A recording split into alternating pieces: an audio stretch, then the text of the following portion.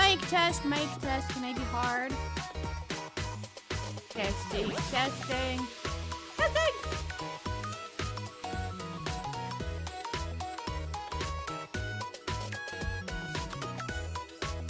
can be heard. Excellent! Excellent. This makes me a very happy bnnuy. Okay. Give me just a second.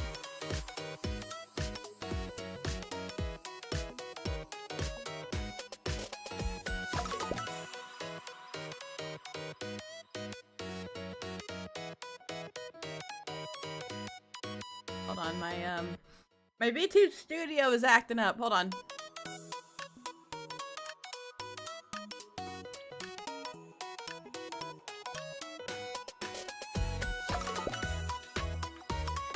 It's like not loading. Okay, hold on. Okay. We should be okay. And by okay, I mean no scuff. Because we don't like scuff.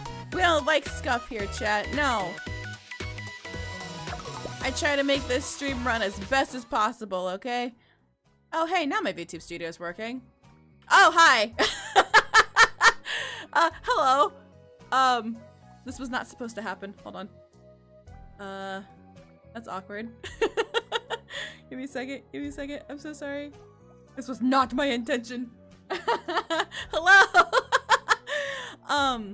This is not the whole stream, I promise. I just need to fix this. So, before I do that, let me greet everyone.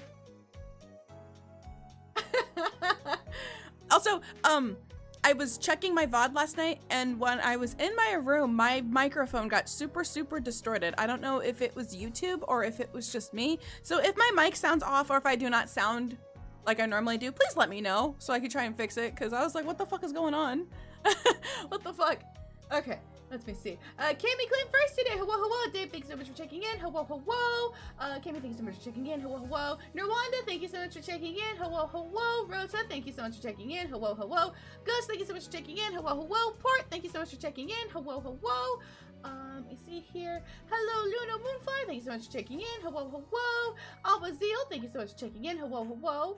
Sandwich, thank you so much for checking in. Hello. Hello, Simon. Hello, Nimby. Hello, everyone. I hope you guys are all having a phenomenal Thursday. It's Thursday, right? Yeah, it's Thursday. Oh, gross. I go back to work tomorrow. I go back to work tomorrow. Okay. Yeah, I do be a giant bnnuy today, huh? Okay, let me fix that. Unfortunately, I cannot be this giant for the whole stream. Unfortunately, this is not the giantess ASMR stream.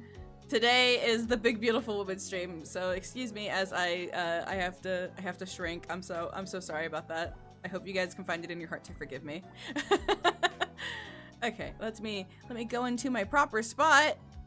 Tudo is not present. I don't know what's going on. Sometimes Tudo is here and sometimes Tudo is not here. So, following up with that, sometimes Tudo will come in and press a button, but sometimes Tudo is a little shy and doesn't come out. So, let me see. Nope, Tudo's shy. Got it. Wait, was it pitch up? No. Okay, Tudo's just shy. Okay, hold on. Tomorrow's my day off. Man, see how this works? That's crazy. The hair clip was missing. It's been missing. It's for these streams specifically. It's missing. It is not present. Yeah, so I am big and tall today. So yeah, just be FYI of that. Just be aware. The hair clip is off. See how tiny you guys are? See how tiny you guys are? You guys are so small. 10 million more years of Star Fox 64. I saw somebody crash out yesterday. It's a very valid crash out. All right, so sorry, but there will be just the tiniest bit of scuff. So hold on, give me just a second here. Oh goodness, yeah, Tudo's gonna have an extra pair of arms for a second. Okay, all right, we're good now. We are good now. Okay, so let me see. We won't release a new F-Zero because we don't know how to innovate on its gameplay. Is that what they said? That's so stupid. It's the 4th remake of Star Fox 1. Oh man, that's... Oh, Nintendo. You always find somehow to piss your fan base off. Okay, so today we are doing... I believe we are getting empathy up. I believe that was the goal. Spending time with Yu and getting our empathy up. So, I think we can take this moment to spend time with Yu. So, but first, let me hydrate. But how are you guys doing? How's your guys' Thursday going along? It's almost 1 here, and it's been a pretty quiet day today so far. Also, the game is very quiet for me for some reason. Normally it's like blasting my ears. Hold on. Let me see. No, not network and internet settings, silly. I need the volume. Yeah, for some reason, Big Beautiful Woman is at a 32. You guys hear it? Okay. You guys hear it okay? Yeah, that's the official excuse as to why there hasn't been a mainline F-Zero since 2004 Anno Domini. That's so silly! Tudo lives stomp stomp. Yes, Tudo is alive! Tudo is alive! It's slow, but it's almost 8 p.m. Damn, it's getting late for you. It's getting late.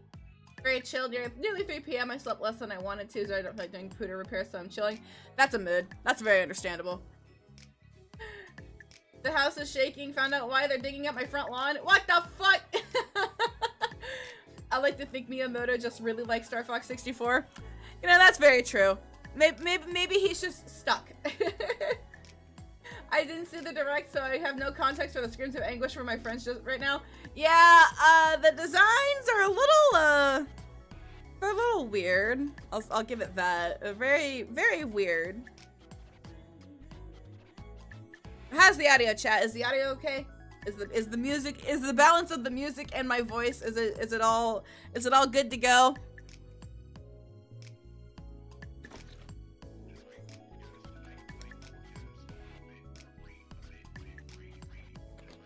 Star Fox 64 is good, sure, but give some love to my Goat Assault. I think I played Star Fox Assault. I don't think I played Star Fox Adventures.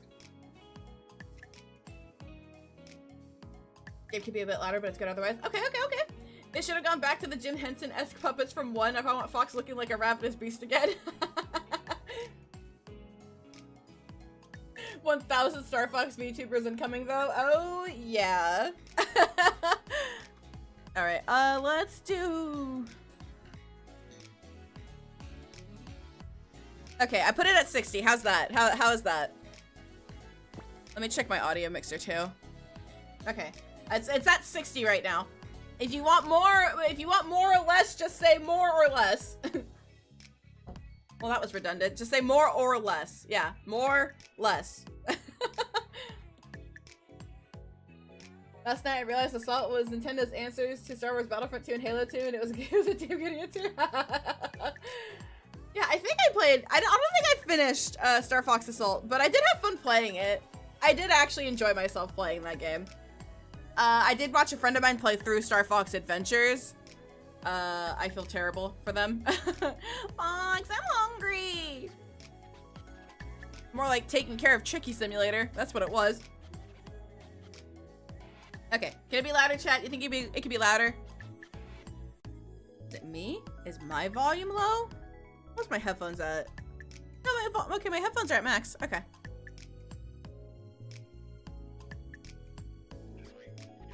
Adventures wasn't even meant to be a Star Fox game? Oh! Okay. Alright, so we're good. Alright, chat. I have 3/4 of a water bottle, and I've got some orange juice here. Is orange juice good for voices? No, probably not. But we will do our best. Okay. Alright, so now we are going to proceed with the video game. But working fast food seems pretty hectic. Especially with giant customers. Drake honey or tea? Or tea honey? You know what? I do have chamomile tea in my cabinet. That's tempting. I'll definitely need some courage. It'll be fine. I head over to Yagiri Ramen. Hi Red! Welcome in! How you doing? Sadly, when I held out to avoid maximum spoilers, but you'll have tons of fun. Get that big blonde booty for all of us. I got you! Almost see you! I got you! How you doing, Red? How you doing? I mean, a bottle of juice is better than several shots of Jack Daniels, so you got that going for you. That's true. That's very true. I'm doing okay, Red. I'm doing okay. It's been a while. Hope you've been doing okay. It's my first day at work. Got my hairnet on. I'm rocking my apron. I'm serving customers big and small, and it's as hectic as hell. Enjoy your lurk, Dave. Enjoy your lurk.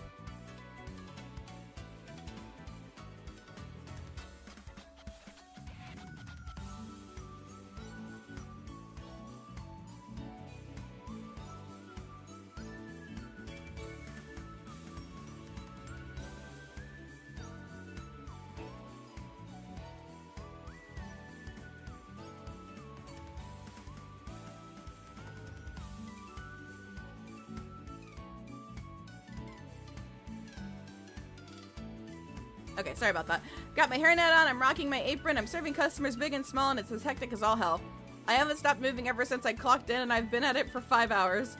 I can feel blisters on my feet and calluses begin to form on my fingers. I burnt myself with ramen twice already. I'm so back. I love it here. It sucks, but I like it. I like the way it sucks. I'm juggling 6 different tasks at once and at every movement. I feel so busy, but in a good way. Feels like I'm contributing something. Most people yearn to be a part of something greater than themselves. For some, that means becoming devout. So for some, it means simping for a politician. Oh, okay. For some, it means becoming a pariah out on social media to please some dude telling you to wear striped thigh-high socks. I feel like that's pointing at something, but you know what? It's fine.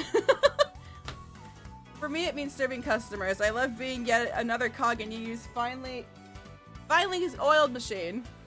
She's a harsh but fair mistress. Each order she barks nearly knocks me off of my feet, but there's no malice behind it. No hatred. Me with college. been addicted to VR chat? Ooh, damn. Any courage proceeds to revive to angry Yu. There's this Yu pick. How you feel at work? Yes, actually. With customers being annoying, absolutely. She's a professional. It's one thing to watch her work from a distance, but a whole other thing entirely to be part of her craft. This restaurant is her world and I'm living in it. Naya, get this tiny table for and meet the guests behind you. Yu barks at me without looking at me once. She's currently serving 6 different beers to 6 different tables while carrying a tower of empty, dirty ramen bowls against herself. On it, chef. What table did she tell me to take this to? 4. I sprint over to table 4 and deliver the ramen to a tired salaryman who reeks of sweat, tobacco, and sadness. Aw, he's overworked. It's over. So sorry for the wait. Please enjoy. The man nods at me without another word and starts slurping his noodles. No part of his face moves except his lips. I don't like it. I then rush over to the couple that just arrived on the counter, escort them to their table, and take their order. What will you two have? Let's see here. I'll have the Yagiri ramen, medium hardness, level 2 spice, and add on an egg and some corn. Just veggie ramen for me. Soft noodles, extra garlic, half salt. Ooh, you can never go wrong with garlic. Sounds good. Any sides or drinks for the table? I'll have a Nodello. It's a Modelo. Karaage for me. No. Edamame. No. Wait. Make up your mind, please. Garlic edamame for me, please. You got it. I take their menus and head over to the console by the register. We should have a little app by now where we could just input orders in, but Fuko got busy. And by busy, I mean a ROM of a game that was canceled 40 years ago got dumped online. She hasn't left her computer all week, apparently, so until Fuko stops fixating on that beta, we gotta put orders in the old-fashioned way. Let's see here. What did customer 1 want? You would do this to me. Okay, customer 1 wanted... I don't want to cheat. Alrighty, what did customer 2 want? Okay, so it was... Oh, gosh. It's extra garlic. What do they want for their sides? Uh-oh. It was Nadello and garlic edamame. I put the order in. I would just bust tables and ask guests if they want refills while you works her magic. Look, my memory is ass, so we'll see how good I did today.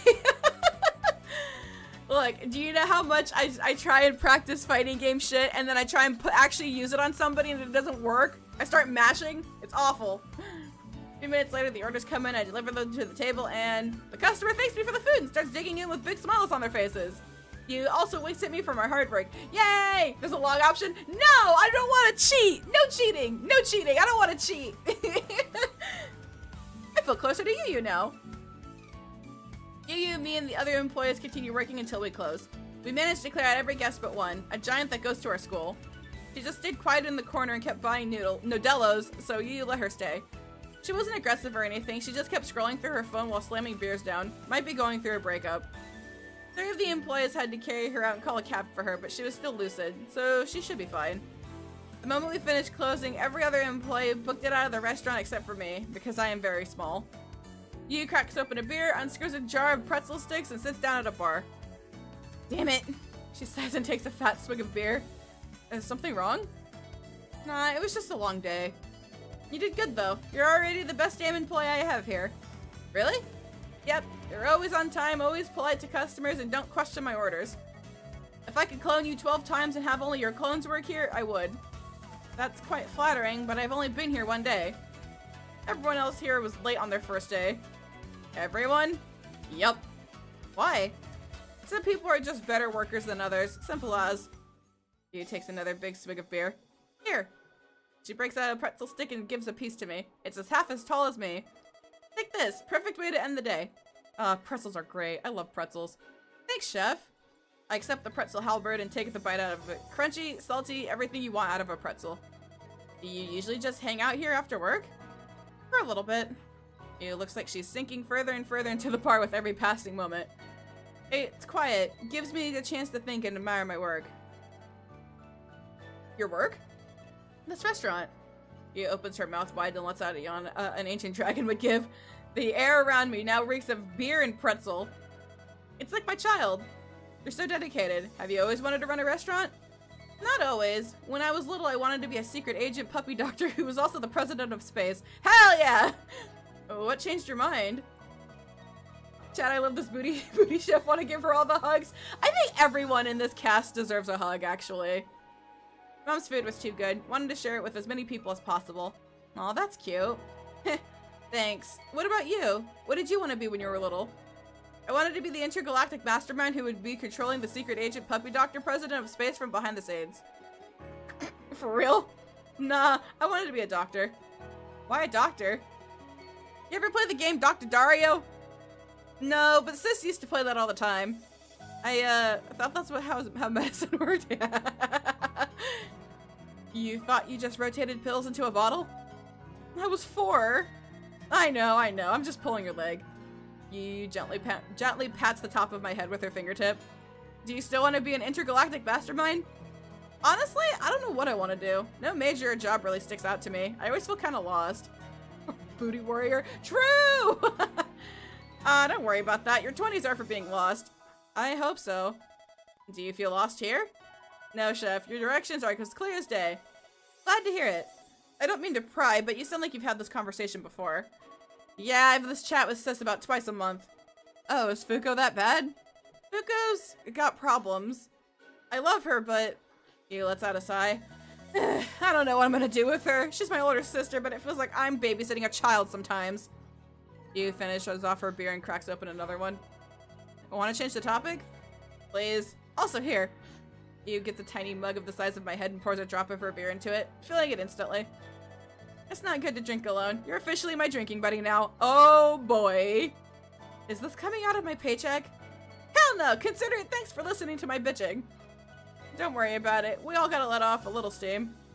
I take a swig of her beer. Normally I don't care too much for beer, but this tastes different. Tastes a little sweet. Does it have some cider mixed in? Maybe beer just tastes better after working a 9-hour shift. What'd you think? Sweeter than I thought it'd be. I keep chugging and chugging it. I have no idea I was this thirsty. Can I have some more, chef? Or off the clock. You can just call me Yu. Yu drips another drop of booze into my mug before taking a swig out of her bottle. Woo! Drink up, baby! My, are you trying to get me drunk? No, I wouldn't risk damaging an employee's health. That's bad management. Aw. Did you want me to get you drunk? I mean, it's certainly flattering, no? Yeah, you got a point. Maybe later if you keep providing excellent customer service. I'm gonna hold you to that. Hi, Link. Thank you for checking in. How you doing? How you doing? And how do you plan on doing that? Shoot, I didn't think I'd get this far. I'll get back to you on that. Oh, come on.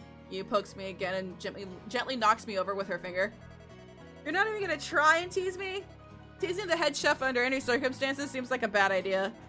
Wise boy! Yu slides her finger off of me before taking another sip of beer. Do you have any part in that phone order today?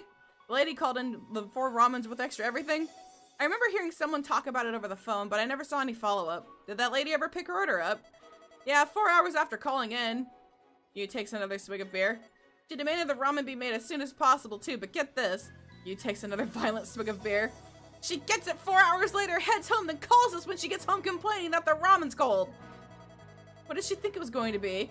No idea. Some bitches just don't know how thermodynamics work. I'm amazed she didn't feel how cold the bowls were when she held them. Did she ask us to heat it up? No, besides, she could just heat it up herself if she really wanted to. Everyone and their dog has a microwave these days. Yu takes another bigger, more violent swig of beer. What about you? You get any dumb customers today? Not dumb, but I did notice a giant customer looking at me from time to time. Did she make any moves on you?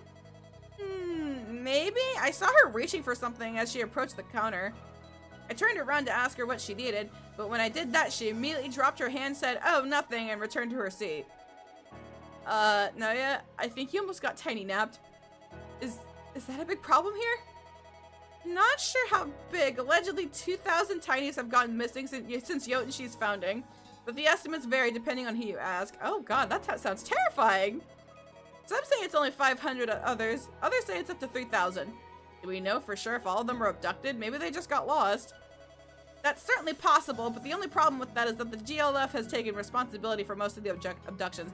Chat, I'm doing the right-click thing again. I'm so sorry. GLF?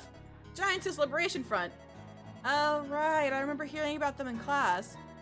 Yeah, they're an interesting bunch. I get where they're coming from, but come on. Don't abduct tinies. They can't hurt you. Take another swig. Do we know what they do with the tinies? Could be anything, though it's likely just trafficking. I hear there's a lot of giants that are into some pretty gnarly stuff.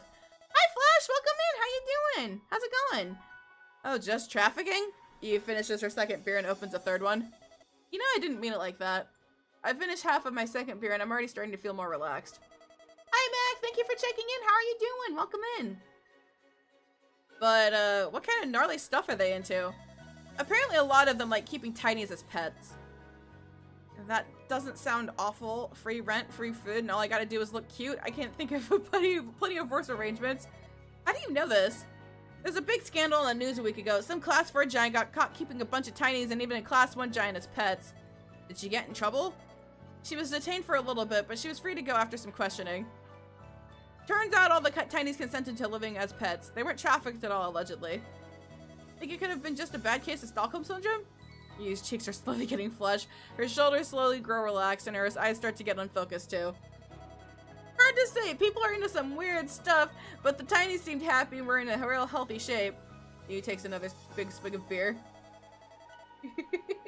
Oh my god, the 60-cent straight streak, hell yeah! I'm good, I'm glad I'm off from work. I feel that. Oh, I go back to work tomorrow. Ah! How goes wooing the ladies? I'm doing my best. I am doing my bestest. Lira, is this about you? No, nonsense. The tinies for Seiko. So that's what I was thinking. Maybe it's a Seiko reference, but they didn't talk about her actually eating people. So, Would you want to have a pet tiny? I already kind of do. Yu cackles and tickles my stomach with her giant fingertip. Hey, you stop! Nah, I don't wanna. Yu pins me to the counter, but she doesn't hurt me. Even when inebriated, she knows her own strength, thank God. I didn't know you had such interests. Ah! You don't enjoy a little teasing? He casually rolls me to side like a stick of a lip balm. Despite the booze, my body starts to stiffen. No comment. Aww. Yu continues giggling and drinking, all while poking and prodding me with her finger. Getting back on topic, shouldn't I be taking any precautions? I don't want to get abducted. Just keep your phone on you at all times. If anyone snatches you up on shift, I'll come rescue you. That's a relief, but what if a class 4 or 5 takes me? You're on your own there, buddy. Yu laughs before sliding her finger off of me and resting her hand beside me. Fair enough. I'll just call my landlady to save me then. Oh, nice. How tall is she? 52 meters. Oh, pfft. Yeah, just call her if you're not on the clock. Nobody will be able to outrun a lady with 25-meter legs. Would you like me to introduce you to sometime? She's a great cook. That sounds great. I haven't been able to meet a fellow chef since moving here. Maybe she could even help out with the menu. What's wrong with the menu? I can't quite put my finger on it. It just feels like it's missing something. Something flashy? Something cozy? Cozy, definitely. But your ramen already tastes like home. Yeah, but you're the only one who's described it like that. Most people can't describe food better than tasty or so good. Maybe some decor will help with this place feel cozier? Good point. I don't have too much decor at the moment. I was going in for an Osaka izakaya aesthetic. Might have to change that though. Don't you dare change that! I chugged down the rest of my beer and begged for you for another drop. I left my heart in Osaka. The people, the food, I love everything about that city. Don't you dare change it. He smiles and pours me another drop of beer. Glad you like my hometown so much. Still, Osaka doesn't feel like home to everybody, so I gotta accommodate more people. Maybe have holiday-themed decorations? That could work. I could even get Sis to help with that. Are you sure she would help? In a heartbeat. She loves holiday decorations. When we were kids, she'd start putting up Christmas decorations in September. Fuko, that is way too early. Great thumbnail, by the way. Thank you. Thank you. I appreciate that. I was trying to figure out what art piece to use today, and I was like, you know what? I think today is the day. I think today is definitely the day.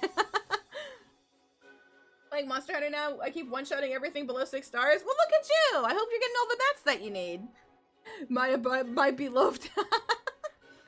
Kind of curious if there's like an official timeline somewhere. There might be. There might be. I know. I'm a little delayed.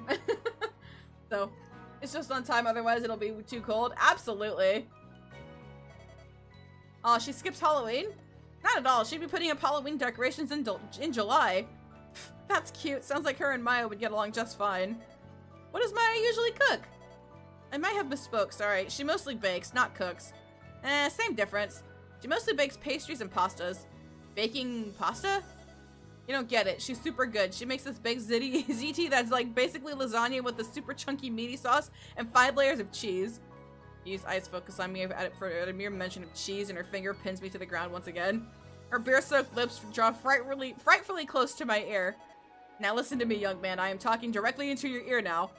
I need you to do me a favor. You will do this for me. I need you to go to your landlady and I need you to ask her for her baked ziti. If you come back empty-handed, you'll be in big trouble, mister. You will never see the light of day. Or be clear.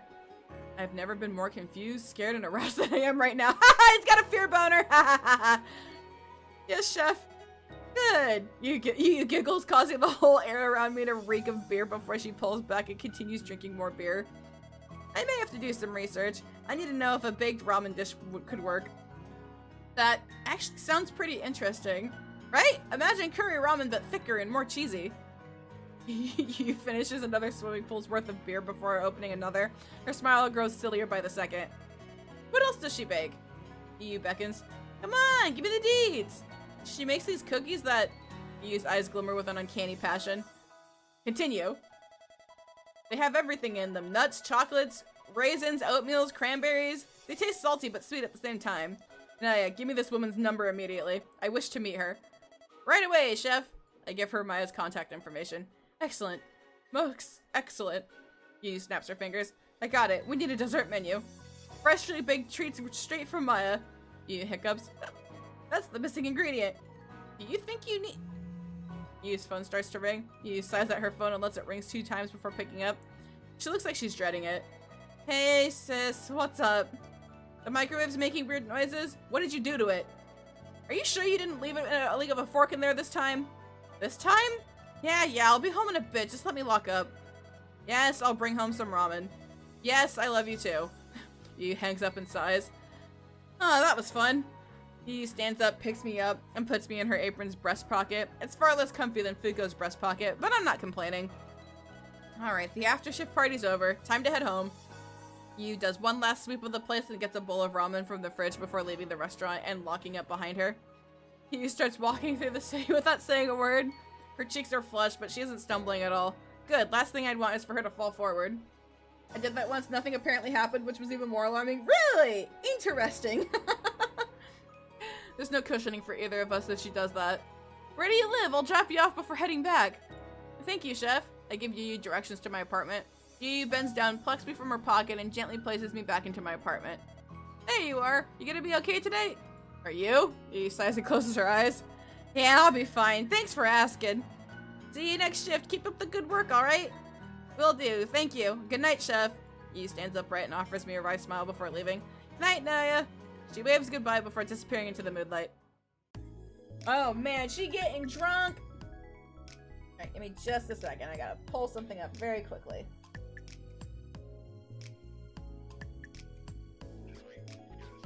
Okay.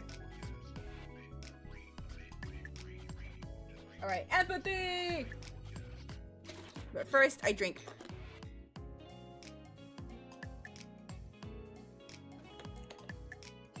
She's just a little silly.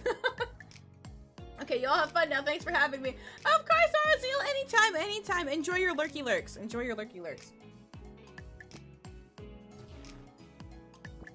Wake up, drink, sit down, drink, pass out, drink. Oh man, we can't be having all this, buddy.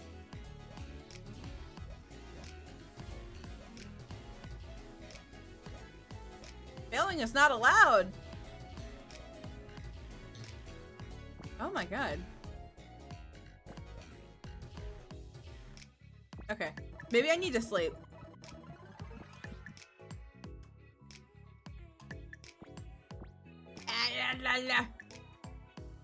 Okay.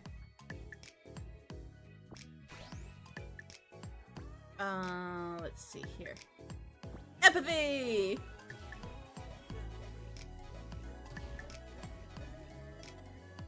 Well, this has only gotten more and more relevant lately, so let's talk about sexual dimorphism. For those of you who slept through middle school biology, sexual dimorphism describes the physical and behavioral differences found between the sexes in various species. One example of this is male peacocks having their brighter feathers and magnificent plumage compared to their female counterparts. Another example would be male lions having manes more often than female lions. Men and women also have lots of examples of sexual dimorphism. Prior to the growth spurt, men on average were taller than women. That's obviously changed now, but that's just the tip of the iceberg. Men tend to store fat in their abdomen, while women tend to store fat in their butts and thighs. But the most fascinating difference between men and women is that there are ways in their brains operate. Studying the differences between male and female brains have been historically controversial. But controversy will never stop a true scientist. To hell with ethics and social norms. True scientists obtain data through any of the means necessary. The professor clears her throat and adjusts her glasses. But getting back on topic. Men tend to have a higher range of IQ than women. Now this doesn't matter that men are smarter than women on average. It simply means that men occupy the IQ extremes for more often than women. So there's more male geniuses than female geniuses, but there's also more male fools than female fools. Think about it. Whenever you see a video of some idiot doing a dangerous stunt, are they a man or a woman? Man. The whole class recites in unison.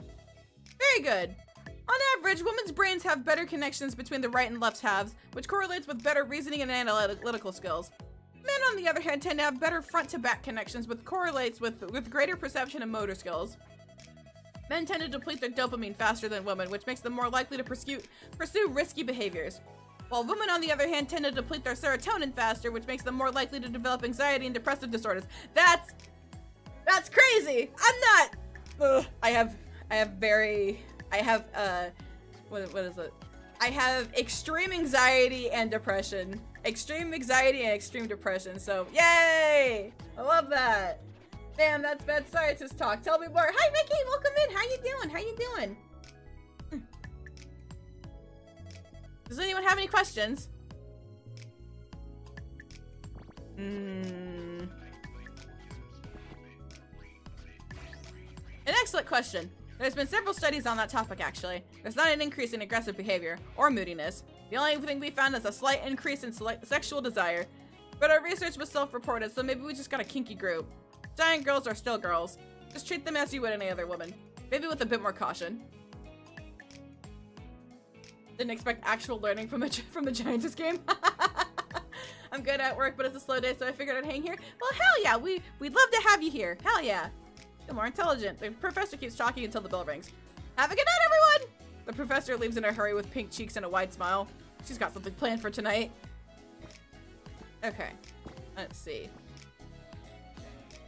Empathy. And sleep.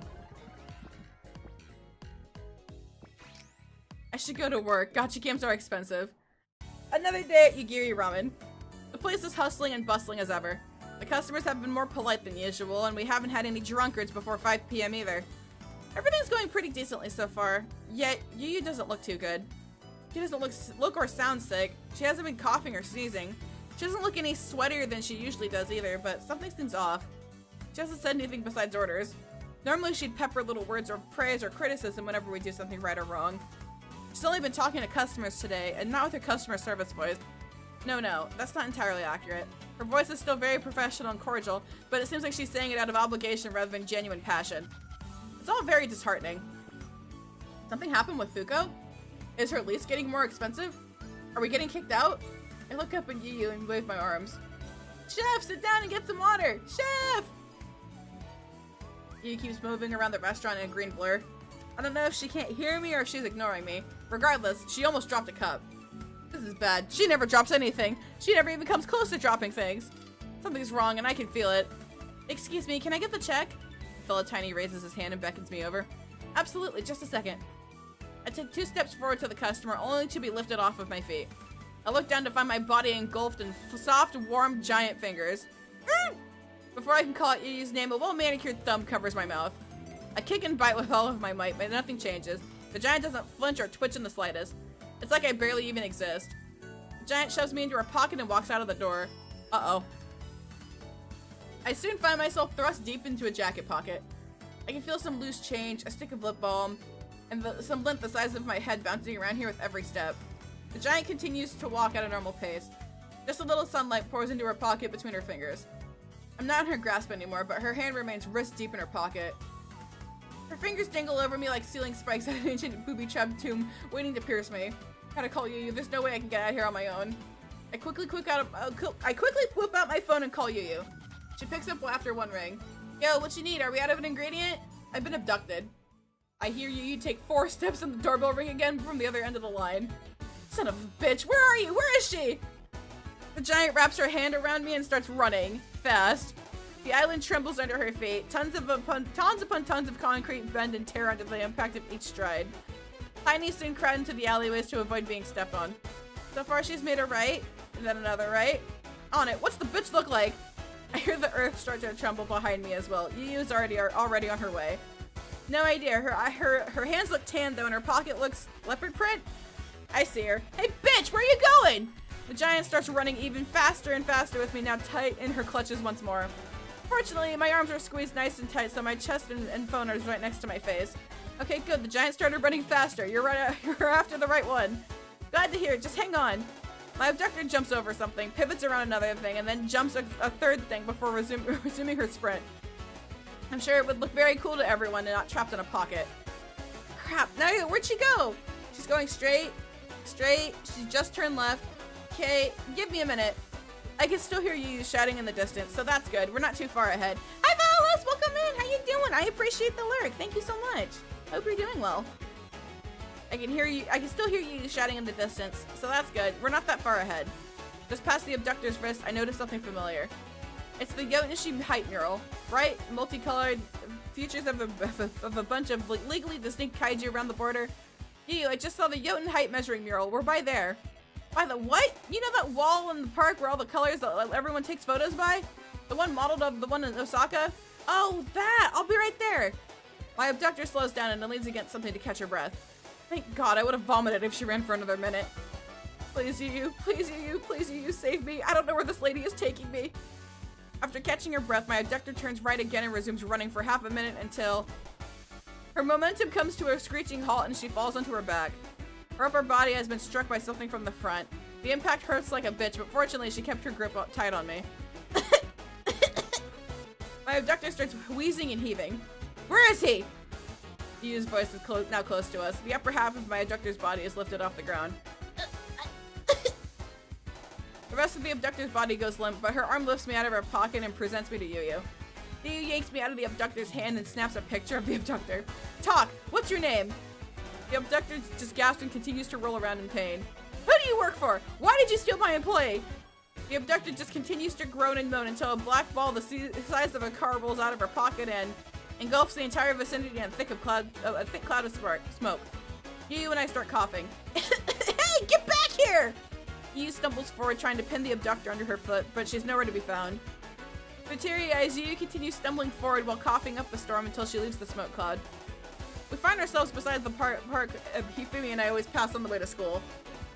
It's got some nice trees, vending machines, benches, and restaurants. Everything you need for a keep date or a 2 a.m. conversation that changes your life. Damn it! Bitch got away! And don't worry about it, we're both safe, that's all that matters. Yu glares down at me for a moment before collecting her breath and standing upright with me resting in her palm. True. You sure you're okay? Yeah, I'm fine. I've had worse. I lied. My back hurts like crazy and I'm nauseous as all hell, but I can't let her worry. That's good. Yu takes another deep breath before looking around. Let's head back to the shop. I'm sure everyone's worried. Yu stumbles forward but catches herself before she can fall. She shakes her head and grimaces like she's desperately trying to stay awake. No, we need to take a break. You're in no condition to be working right now. Come on, the crew needs me. Yu plants her hand against the wall and begins trudging back from whence she came. Do you think your employees are bad? Of course not. I wouldn't hire them otherwise. Then let them take the reins. You can manage. Or they can manage. What kind of boss lounges around while their employees bust their asses? You've done so much. You're a good boss, but even good bosses need some time to collect themselves. Not me. Yu continues trudging forward. I'm better than the rest. I fall into my butt and hold my knee. I breathe in through my teeth and groan repeatedly. What's wrong? Are you hurt? I think I sprained something. I cough for a few times to really ham it up. And I think some of her lint got in my throat. Her pocket was dusty as hell. Crap. Can't have you coughing on my customers. Now I hit the Peter Griffin. Oh, is that what it was? Is that what it was? Oh, yeah! Ah! Wait, I think I still have that. Hold on. Although he might be on the other side, but let me see.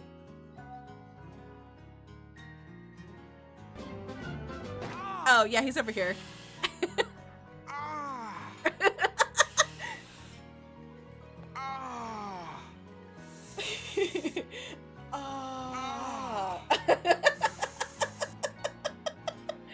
I need to see art of this now. He trudges over to a vending machine and lowers me to the tiny part of it. It's basically the normal-sized vending machine in the corner of the big vending machine. Thank you. I get myself a Pocari Sweat and wait for you to pick me back up. Yu gazes longingly at the vending machine for a few moments before sighing and getting a Pocari Sweat that's 4 times my height. She then picks me up, sits down on the bench beside the vending machine, and rests me on her big meaty thigh. We both drink in silence, just enjoying how quiet the afternoon is. The sun should start setting in about an hour. After only a minute, Yu has already finished her Pocari Sweat and gets up to get another. I thought you were fine? Yu just makes a low groan, gets another drink, and quickly returns to her seat with me on her lap. You know how you don't realize how tired you are until you slow down? That happened. Ah, good. Good! Yes, good. Stay sitting down. I pat her thigh and feel it wobble underneath me. Hell yeah. You need to rest. Yu doesn't protest. She just takes another sip of her drink before looking up at the tree in the park. That means I'm right. Did that woman say anything to you? Nope. Do you recognize her? Nope. Do you? Nah. Yu takes another swig of Pocari. But I'm definitely adding her to the banned customers wall. We have one of those? We do now. Thanks. Least I can do. Yu and I fall silent once again. It's so nice out right now. Makes me wish we didn't have to go back to the restaurant. Maybe we can play hooky. Just this once. It'll be good for her. Hey, Yu. She says nothing. Yu? I look up and see Yu with her chin resting on her collarbone. She looks so peaceful. Yu? I can't resist to pat her thigh again. You okay? Nah, give me 20 minutes. Yes, chef. Just gotta find a way to pass the time. Oh! Alright, chat, what are we doing?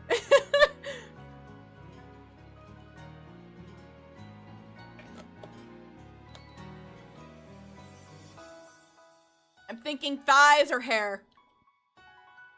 Those are my two. Alright, we're doing thighs. We're doing thighs! And now for the main event. You use thighs. What she lacks in the chest, she more than takes up for below the belt. Yu's thighs, hips, and ass are absolutely heavenly. They're so large and plump they don't look like they belong to her. She's not a pear, she's a goddamn light bulb. Jesus Christ! What a descriptor! I'm amazed she hasn't had a wardrobe malfunction yet. Those poor shorts look like they're struggling just to stay together. Her giant meaty thighs rub and slap together with every step she takes. I've actually walked in on her putting lotion on her thighs before shifts sometimes to keep them from chafing. It's honestly mesmerizing just watching her move with such speed and grace despite her massive dumpy. It doesn't look flabby or saggy in the slightest either. It's just the right mix of muscle and softness, perky yet plump. I wonder if she ever hits the gym or if she's just this toned from being on her feet all day. Still, no amount of training gives you village-bearing hips like those. Even now, I'm casually bouncing up and down on Yuji's thigh as if it was a giant waterbed. I could probably use her butt as a trampoline too, but she'd kill me. Still, it might be worth it. Okay, we should observe her hair. I take another look at Yu's ponytail. Yu's long, plump, thick ponytail. It's bigger and more menacing than the Tower of Babel, but as smooth and soft as silk. I walk on over just to run my hands through it. It's somewhat ticklish, but I can't stop admiring it. While Fuko's mane is an unkempt forest, Yu's remains remind me of Yu's remains. Jesus Christ. Ugh. Yu's reminds me of more of a rolling green hills teeming with lush grass, the kind that blows and wavers in the wind over a boundless horizon. She must go through a lake's worth of shampoo a day. I don't even know how you maintain this much hair as well, but I'm not complaining. She easily has the longest hair out of anyone I've ever seen, giant or otherwise. I wonder why she keeps it so long. Oh, we're observing everything! Okay. Everything else about you may be giant. Her hips, her hair, her height. Yet her chest remains almost concave. I suppose Fuko got all the boobage. Makes me wonder how that happened. Is that just due to Fuko's diet? Did Fuko just luck out with genetics? I almost want to know how busty Mommy Yukiri is was now. Maybe her apron is just hiding her real boobs. Maybe she's just keeping them compressed with something to keep them from getting in the way at work. No. That's just wishful thinking. That doesn't happen in real life. I keep looking at Yu's apron, and yeah, she's just flat. I wonder if she has a complex about that. Does she ever get jealous of Fuko's boobs? Has she ever groped Fuko out of frustration? Why is boob envy so exciting? Regardless, Yu doesn't seem the type of girl to worry about stuff like that, but it'd be real cute if she was. Yu's hands rest over her lap and are clutching a giant bottle of Bakari sweat. Fuko's hands are pale and chubby. Maya's are massive and tan. Jun's are rock solid and covered with bandages. Hifumi's are silky smooth and manicured with adorable but functional nails. Yu's hands are blue collar.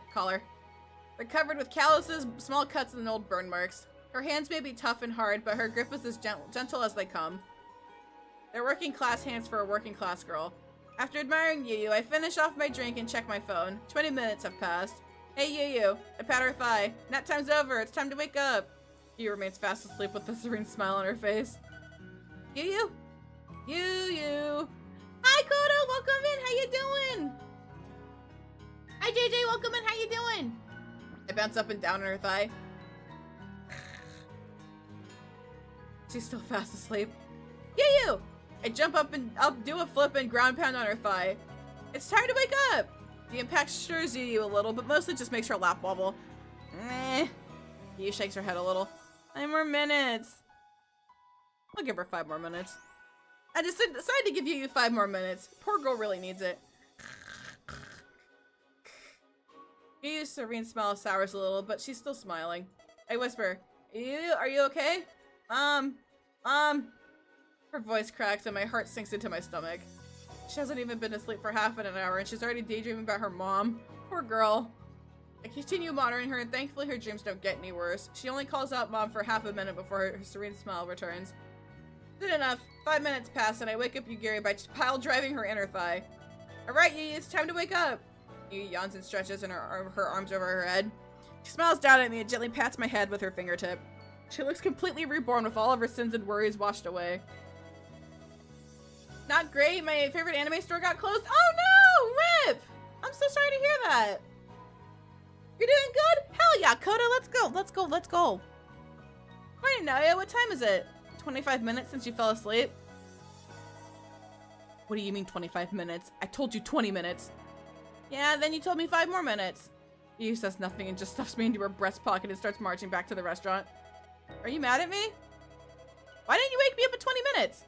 Because you told me to give you 5 more minutes. Was I supposed to disobey you, Chef? Alright, smile spread across Yu's lips. No, thank you. She yawns again. Guess I really needed those 5 minutes. Happy to help. I feel more empathetic and a bit closer to Yu now. Oh boy. We continue our trek back to the restaurant unmolested by any more abductors. Chef, I would like to make a proposition. What may that be? We need to hang out outside of work.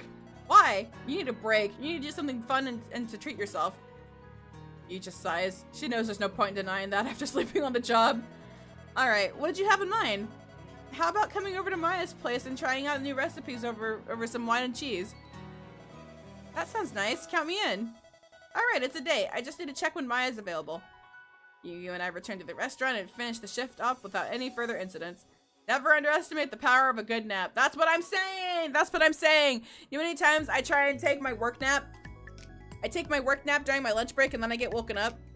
It's so tilting. I get so mad. I get so mad.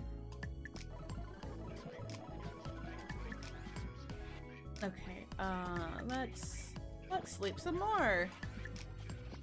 More sleep.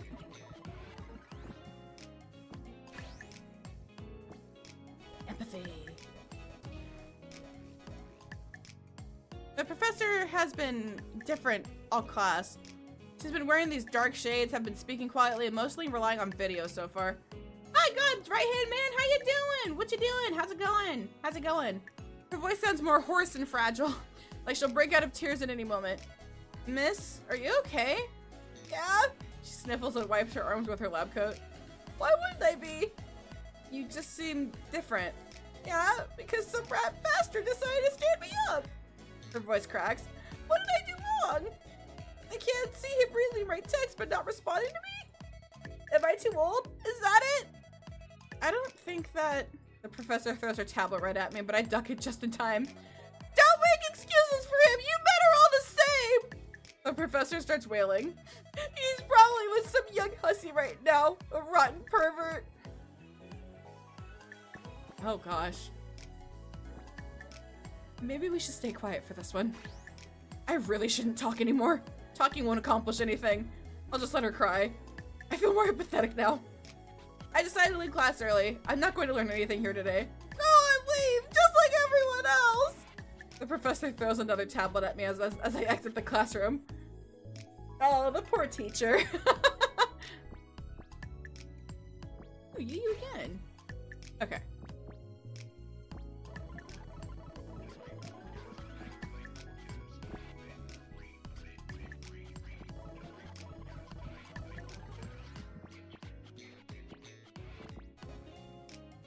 Nice.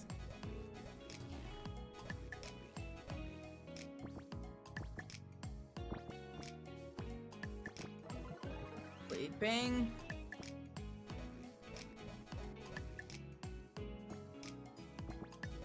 Empathy. Empathy. Empathy.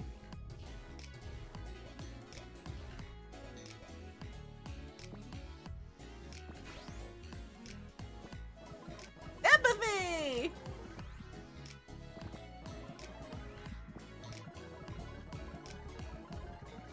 Wish I had time for a work nap. I only have 30 minutes lunch and I'm a slow eater. Hi, Winchester. How you doing? I'm able to like nibble and like snack while I'm at work, so I take my lunch break to take a nap. If it's too late into the day, then I probably just kind of sit there and exist and try and eat something small. But I'm right there with you. I'm a slow eater too. So have we gotten any endings yet? I missed the last couple streams, so I wasn't sure. Nope, we are working on our first ending right now. Just trying to get our empathy. No. No. On break, got 10 more minutes before I go back to my new job. I hope your new job has been treating you well.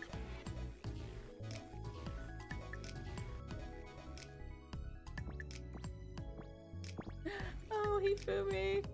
Don't hate me. I'm sorry. Hey, Dr. Dreads, thank you for checking in. Welcome in. How you doing? In my creative writing class yet again. The professor's been drawing schematics for various weapons on the blackboard throughout the entire class. She's drawing perfectly straight lines without any tools or assistance. How the hell is she doing that? It feels like I've been at an engineering class instead of a writing class. Oh boy! Ad break!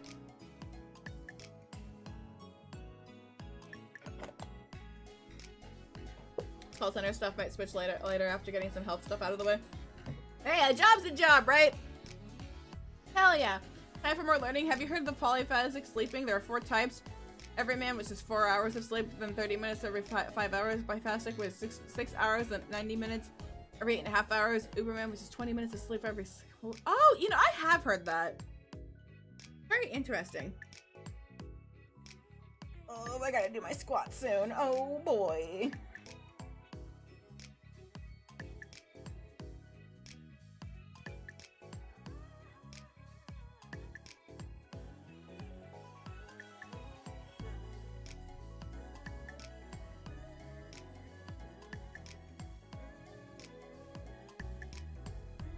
Still sore from yesterday. Oh, I am feeling the burn too. I'm right there with you.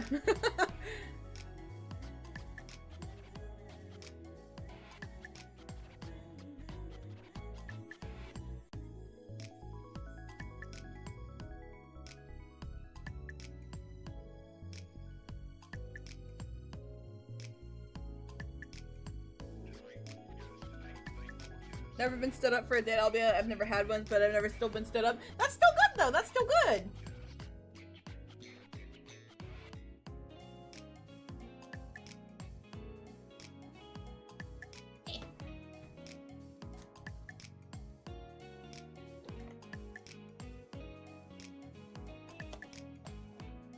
Okay. Let me do my squats, hold on.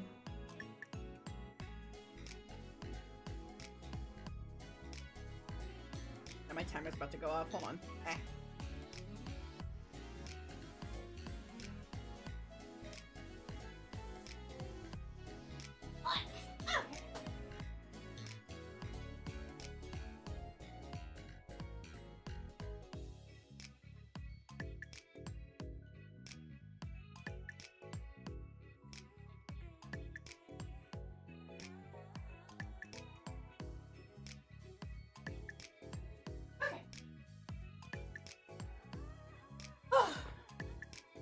Well, she showed up like an hour after I got born left. Bars aren't my favorite, so she showed up 2 hours after we were supposed to meet. Oh gosh.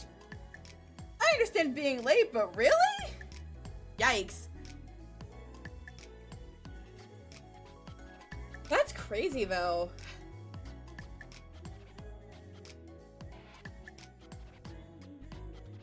Alright, so it says I have about 2 minutes left for this ad break, so at the 30-second mark, I'll continue. Because for some reason, again, my freaking... My timer is like... My clock is 2 minutes behind. I don't know why. Wait, maybe I can fix that right now, actually. Hold on. Okay, let's see here. What would that be under? Like, time?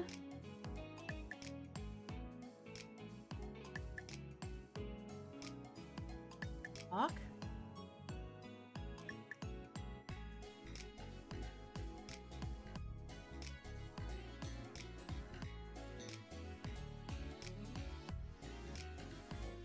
Yeah, no, it's...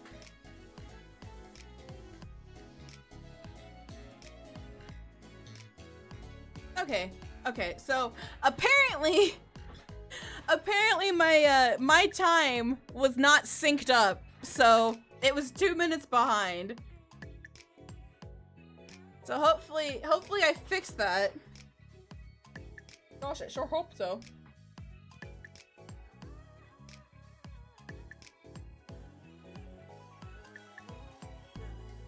Okay. Wait, did the ad break end? Did I miss it? Wait, did the ad break already happen? I'm so confused. It just disappeared on my end. Think it's over? Oh, well great, welcome back for the ad break, chat. Welcome back. Sensei, what are you doing? I'm trying to think of a way to make scythes a practical weapon. Sensei turns to her side and shows off a drawing of what can only be described as a tactical scythe. Scythes aren't practical weapons? Sensei shakes her head with a stern, sad expression. Unfortunately, unlike spears and other polearms, you can't really stab with them. And due to their weight, they're quite slow. And they're so massive that they'd only be wieldable in a big open field. Even in that case, you're better off using literally anything else. Unless you're fighting grass, there's no reason to wield a scythe in combat. What if I want to look cool? Sensei flashes a weak but proud smile. There is one reason to wield a scythe in combat. Sensei looks back at her board. Still, there's gotta be some way to make the scythes practical with a little bit of engineering. Add a gun to it! Why not add a gun to it? Sensei furrows her brow before relaxing. Wait a sec. She resumes drawing on the board. Within seconds, she's added a scope, rifle butt, barrel, and magazine to it. It looks dumb, but awesome. This could work. You could even use the recoil to help you swing the blade faster, too. My classmates start whispering about the scythe in me. I can't hear them, but I'm gonna assume they're saying good things about me. I'm so cool. I feel charismatic now. Sensei continues rambling about weapons for the remainder of the class. Ooh, very tempting. Okay. Empathy! Sleep! Empathy! Empathy! So Ruby? Yeah, I think that's a Ruby reference. Naya, if you don't get your fucking empathy up. Ruby has a gun scythe? I think so. I never watched Ruby, so I don't really have an answer for that. Nice 7. Naya just doesn't want to paint. No, I get it. He doesn't want to paint.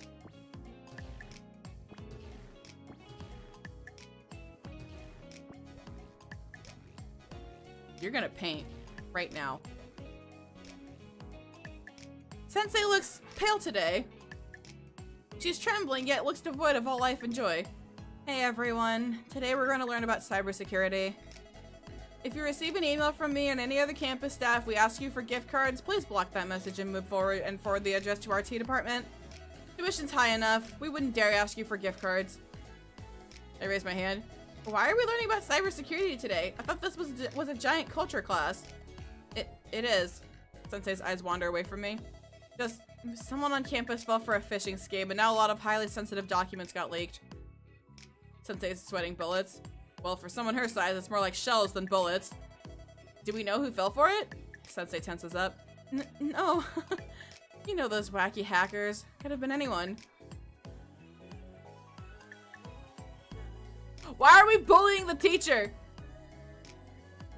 Yeah, it was most definitely her.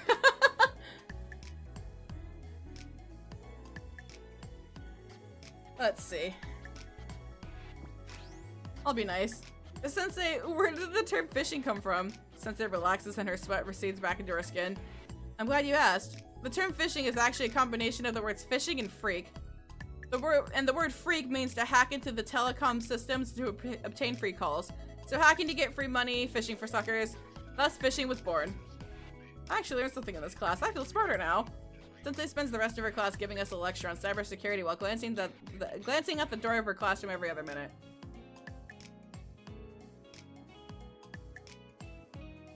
Blair, are you planning on stealing somebody's what? No! What? No! No, the teacher got screwed. The teacher got screwed, I promise. I have nothing to do with this, okay? If I want to get money, I can just go to a bank and just be like, oh, look, money. As W goons though.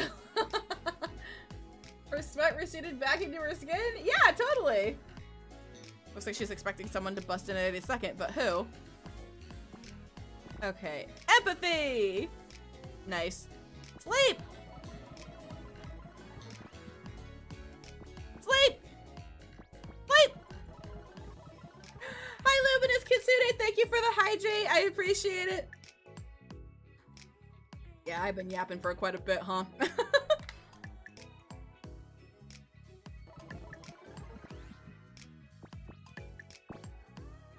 Empathy! Empathy! are not failing today. I feel like Yu would get along with Maya.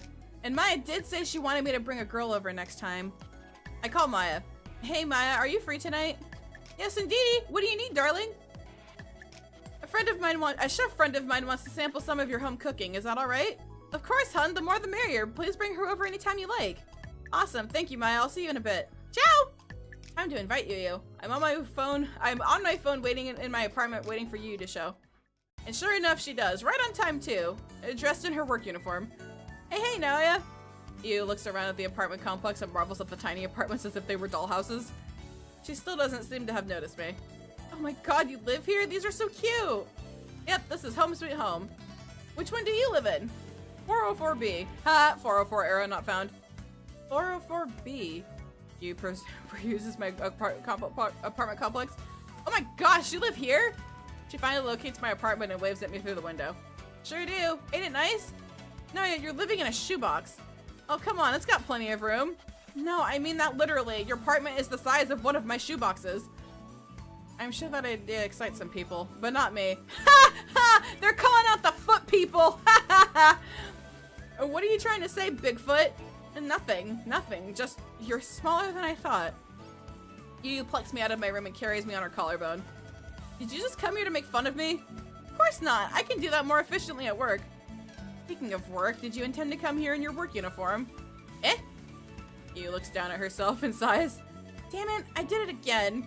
Again, do you normally dress in your work uniform? No, of course not. I'll be cooking today, won't I? It makes perfect sense to wear an apron. Uh-huh. I mean it. Good save there, Yu.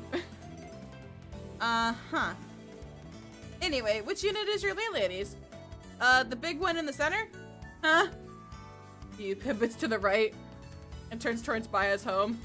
It's a veritable castle in the center of a garden of small apartments. It's surrounded by colorful flowers and mighty bushes and by far the largest and nicest property on the premises. This is where she lives? The front door's twice as tall as me! Why don't you ring in the front door and find out? Yu sheepishly approaches the front door and rings one of the doorbells.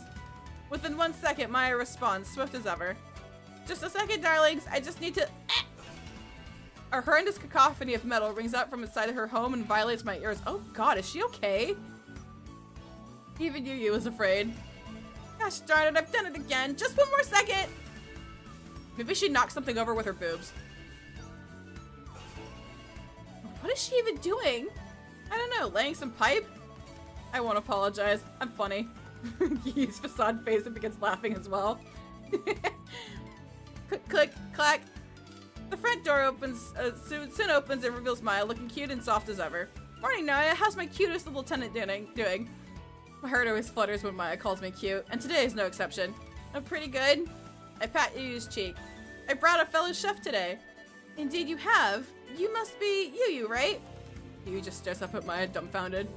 Yu's a pretty above average giant, so she isn't used to seeing too many women taller than her, let alone twice her height. Okay, chat, do I need to pull out the chart again? I'm gonna pull out the chart for some comparisons, okay? Okay.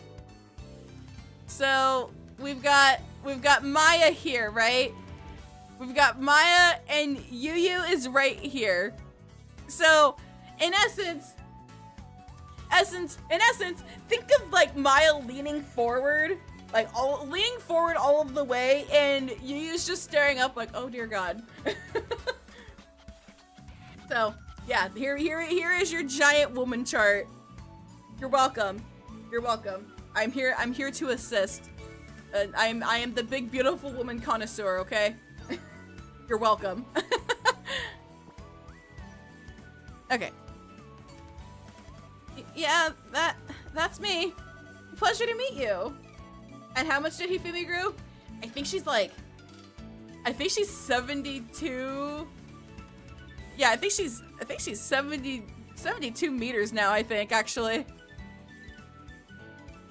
Are you cold, Yu? Your teeth are chattering. Big.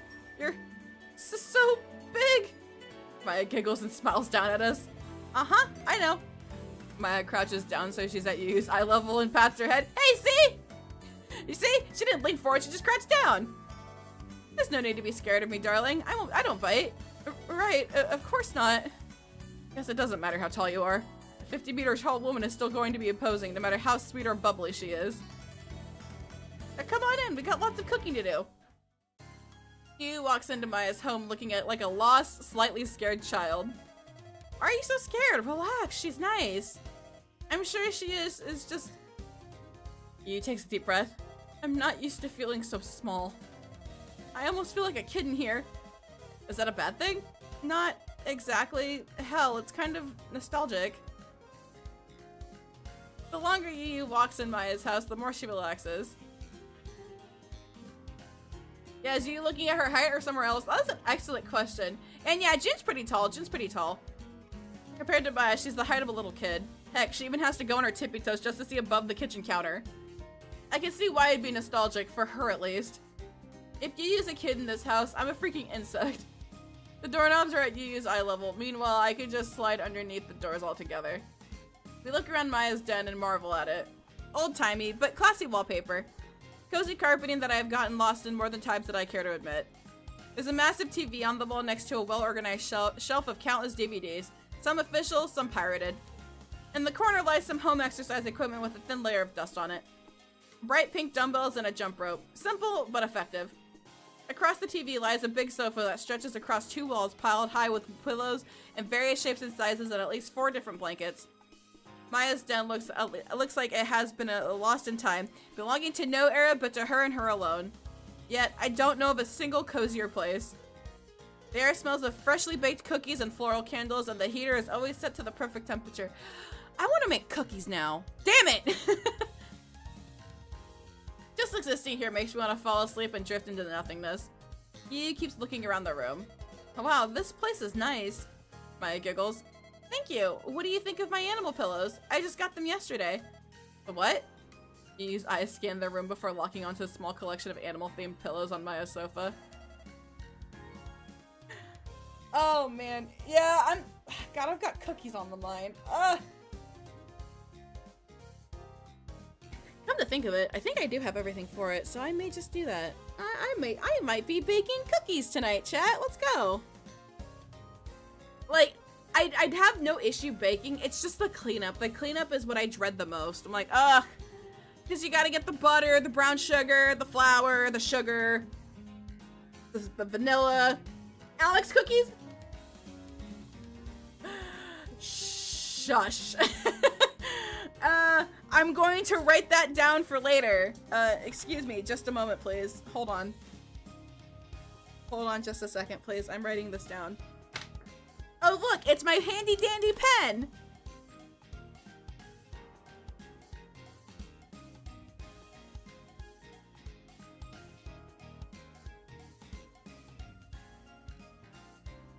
Okay, I wrote it down. If they're chocolate chip, hand them over. Hell yeah! I like the 3-ingredient peanut butter cookies. Those are so easy, and if you're new to baking, that is like that is the main cookie that I recommend. You literally need only 3 ingredients, and you're just done. Which I believe it's peanut butter, 1 egg, and a little bit of sugar. I believe that is the 3-ingredient peanut butter cookie recipe. I think. I believe. Oh my god! Yu practically launches herself onto the pillows and hugs as many as her arms will carry. These are so cute! Where did you get these? Made all of them myself. For real? That's incredible! Thanks. Would you like to take one home? Are you serious? Of course. Maya nods. I can always make another. Yu carefully puts down the pillows and examines all of them thoroughly. After 2 full minutes of examining and squishing the pillows, she still can't make a decision. She's put more thought into which pillow to take home than I did about moving here. I don't know if that says more about me or more about her. I'm sorry, Mr. Dog. Yu pets the dog pillow. But I have to choose Mr. Panda. Yu turns away from the plushies and starts marching towards the kitchen. What's so funny? Oh, nothing. Out with it or I'll dock your pay. It's just cute seeing you act girly. Yu's cheeks flush pink. Thanks! Yu walks over to Maya's kitchen, which is connected to her den. Okay, what are we? Yu approaches the counter only to realize she can't see above it. What are we cooking today? 1 cup of peanut butter, 1 cup of sugar, and 1 egg. Okay, that's what I thought. Goodness, I'm sorry. Give me a second. Maya opens a closet in the den, pulls out a footstool, and puts it up beside the kitchen counter. There you are.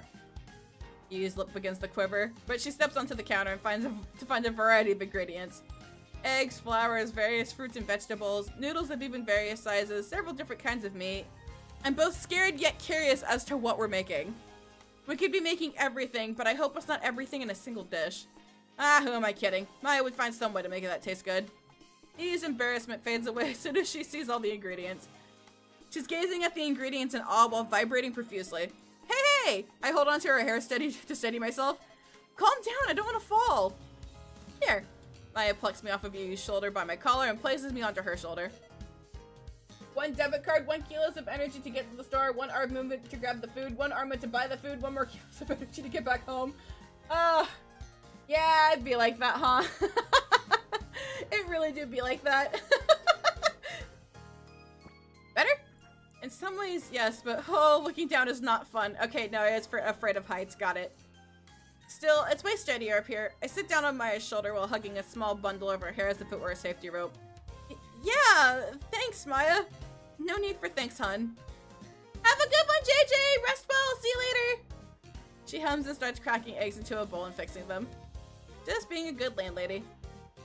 Yu stares at Maya, stirring a variety of cooking ingredients into a bowl with great interest. I think this is the most focused I've ever seen her. Meanwhile, Maya just hums herself the same tune she always does when baking cookies. Hi, Sachiko! Welcome in! How you doing? Hi, Rota! Hello! Welcome in, you guys! How you doing? What's wrong, Yu? I'm just trying to make a mental note of your recipe, but everything looks normal so far. 1 crossed wire, 1 wayward pinch of potassium chloride, 1 errant twitch, and kablooey! That's very... that's very specific. Wait, what type of egg is she cooking with? That is a very good question as well. I do not know. Give me 1 second, chat.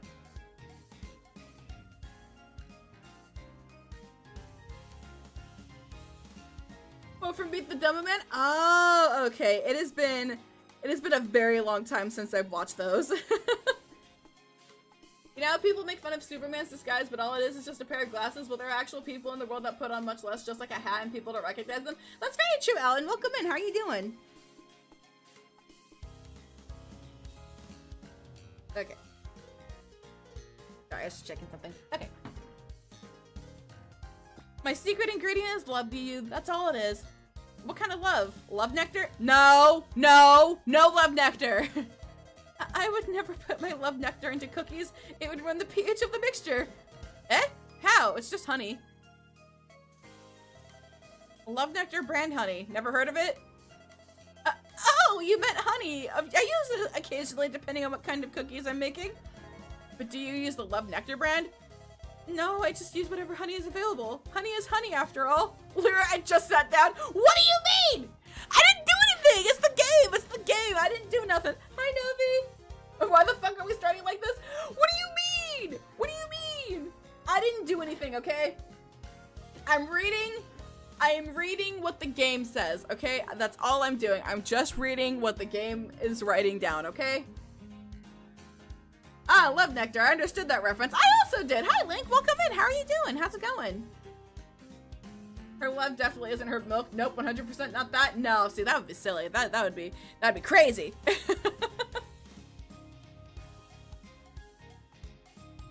Anime. Shit, I took off a sweatshirt and people I normally hung out didn't realize it was me. Oh my god. I continue stirring up a wonderful pale brown dough. I want to jump in it so bad. I don't care how much salmonella I get. Darn. What is your fascination with love nectar?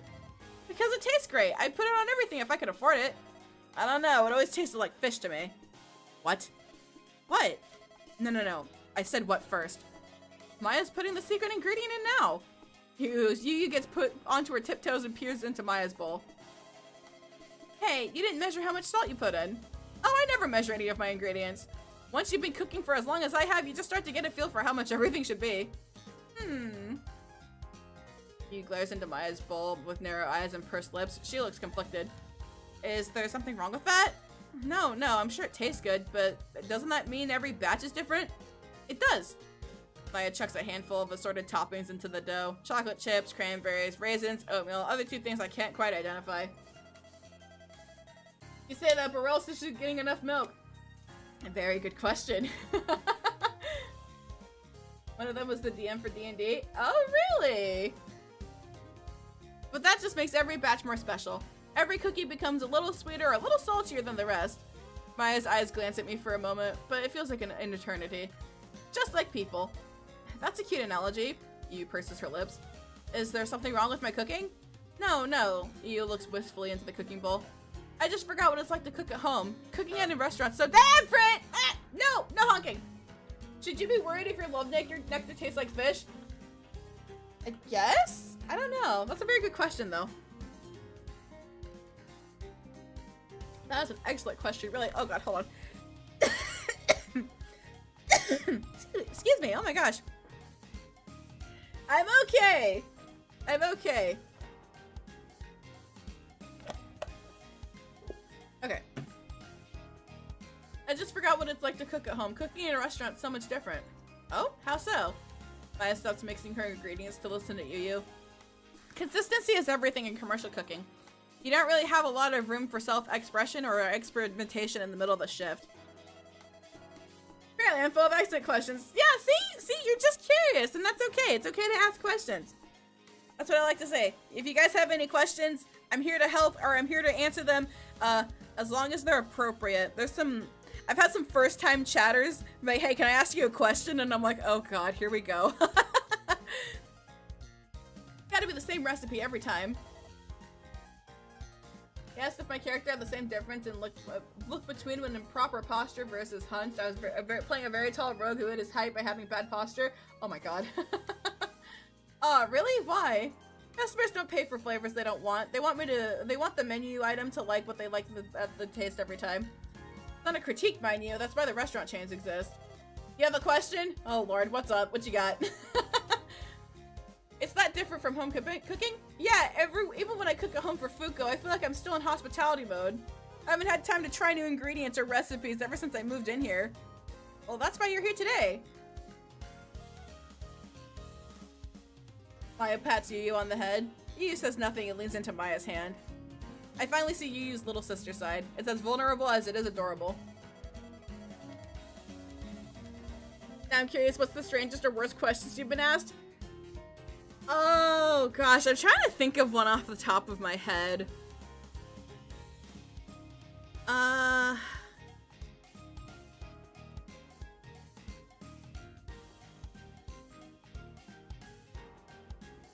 Trying to think. I'll come back to you on that.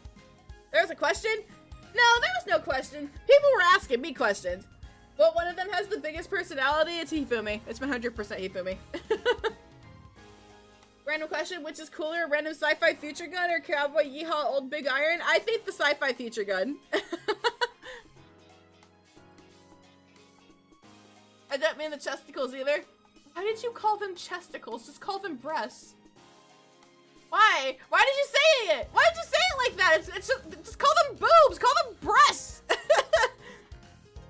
Tell you what, I'll tell you my big ziti recipe and you can add whatever the heck you feel like adding to it. Sound good? Yeah, that sounds real good. Great. Maya lets go of Yu, turns around and opens a cupboard. What shape do you want the cookies? Stars? Christmas trees? Panda heads? Panda heads! What about you, Naya? The shape doesn't matter to me. I'm just eating crumbs anyway. Aw, I'll order some tiny-sized cookie cutters just for you next time.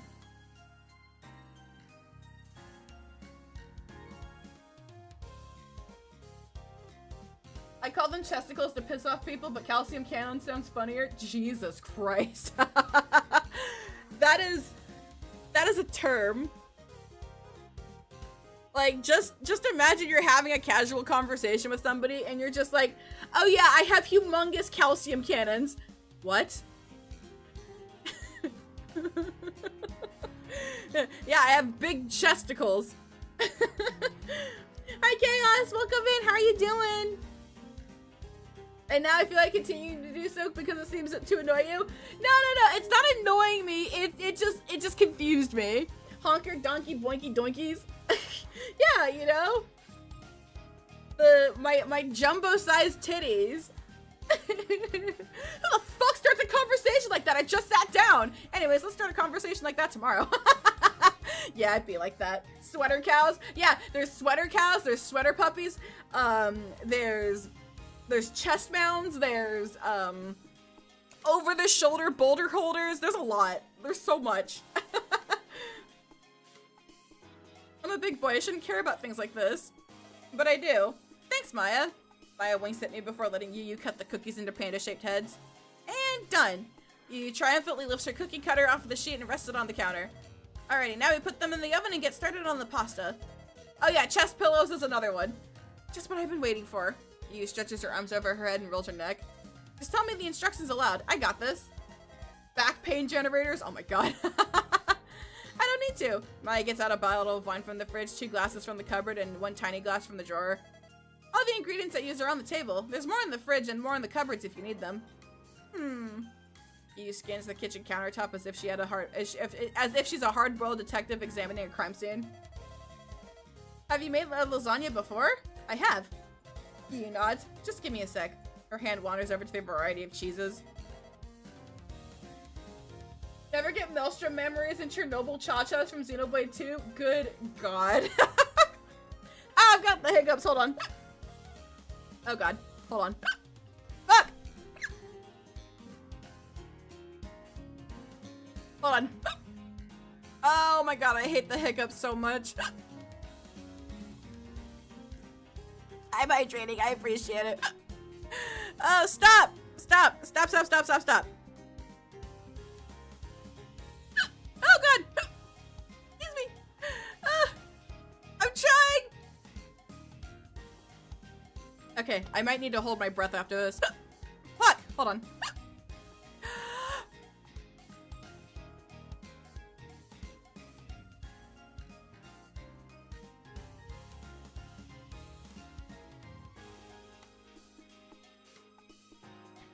Okay, okay, I think I'm good. Who turned you into a rubber duck? I'm not a rubber duck! What do you mean? Talking about boobs has given Lira hiccups. Don't those cause earthquakes? Have you tried drinking water very, very slowly? I was chugging it. Maybe I should do it slowly next time. I'm okay though. I'm okay. Okay. Alright, I see it. You takes a deep breath as her eyebrows furrow and her smile hardens. She's getting into work mode. The best one I heard was the anime protagonist face holders. Oh my god. She checks the fridge and pulls out 3 more kinds of cheese that weren't present on the table. Does Maya usually have this much cheese in the fridge? Yayu then starts blending and mixing a bunch of cheese together into a bowl, but she's very particular on how she layers it. She doesn't allow 1 shaving of cheese into the incorrect layer. As she carves the mozzarella into shavings that are half the size of me, my stomach begins to rumble. Mozzarella, sweet mozzarella, the supreme cheese. Alright, cheese. Alright, cheese. Alright, chat, what's your favorite cheese? Oh my god! English is my language I only know. I only know a little bit of Spanish and Japanese. Oh my goodness. Okay. Okay, let me try that again. What is your favorite cheese? Mozzarella is the pizza cheese, right? Because I love that. Yeah, absolutely. Mozzarella's delicious. I feel like you guys I feel like you guys are like mozzarella cheese sticks enjoyers. Pepper jack? Ooh, pepper jack is pretty good too. Hi Malchin, thank you for the first time chat. Welcome in. Gibberish was your first language, clearly. Oh yeah, totally. Blah, blah, blah. My favorite cheese is whatever I can eat. That's very fair. Thank you for the head pat, Sachiko. I appreciate it. Never had cheese sticks? Oh, Dave. Oh, Dave. Goodness gracious. Greetings and glad to be here. Hell yeah, hell yeah. My favorite is, my favorite is Parmesan, but I could go, I could go with any cheese, really. It's Parmesan and then pepper jack. I'll only eat provolone if I'm going to Costco and eating a hot turkey provolone sandwich. Won't be the first time, won't be the last time. Z targetable weak points. Oh man. Weak points, I don't have those. That's crazy. Weak points are crazy. I don't like blue cheese. Oh, I fucking hate blue cheese. Actually, yeah, no. I can't fucking stand blue cheese. Me and blue cheese hate each other. Blue cheese can stay out of my house. I don't want it in my house. I don't even want it anywhere near me. Mama Bun loves blue cheese. I fucking hate blue cheese. That shit's nasty. Mozzarella is the true cheese. True, very true. Blue cheese, it's just, I think, if I remember correctly, blue cheese is just moldy cheese, Dave. That's all it is. It's moldy cheese and it's nasty. Mozzarella, Parmesan, provolone, Havarti. Ooh, Havarti's good too, actually. Yes, it is literal mold. Yeah, it's moldy cheese.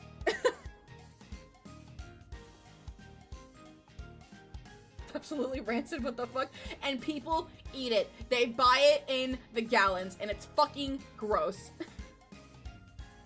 I've shared this story before, but I will share it again.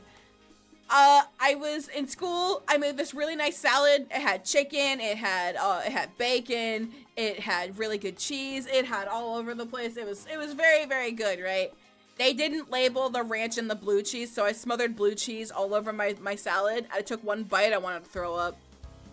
I ruined a perfectly good salad because they didn't label their fucking ranch and cheese. It was not a pleasant time for me.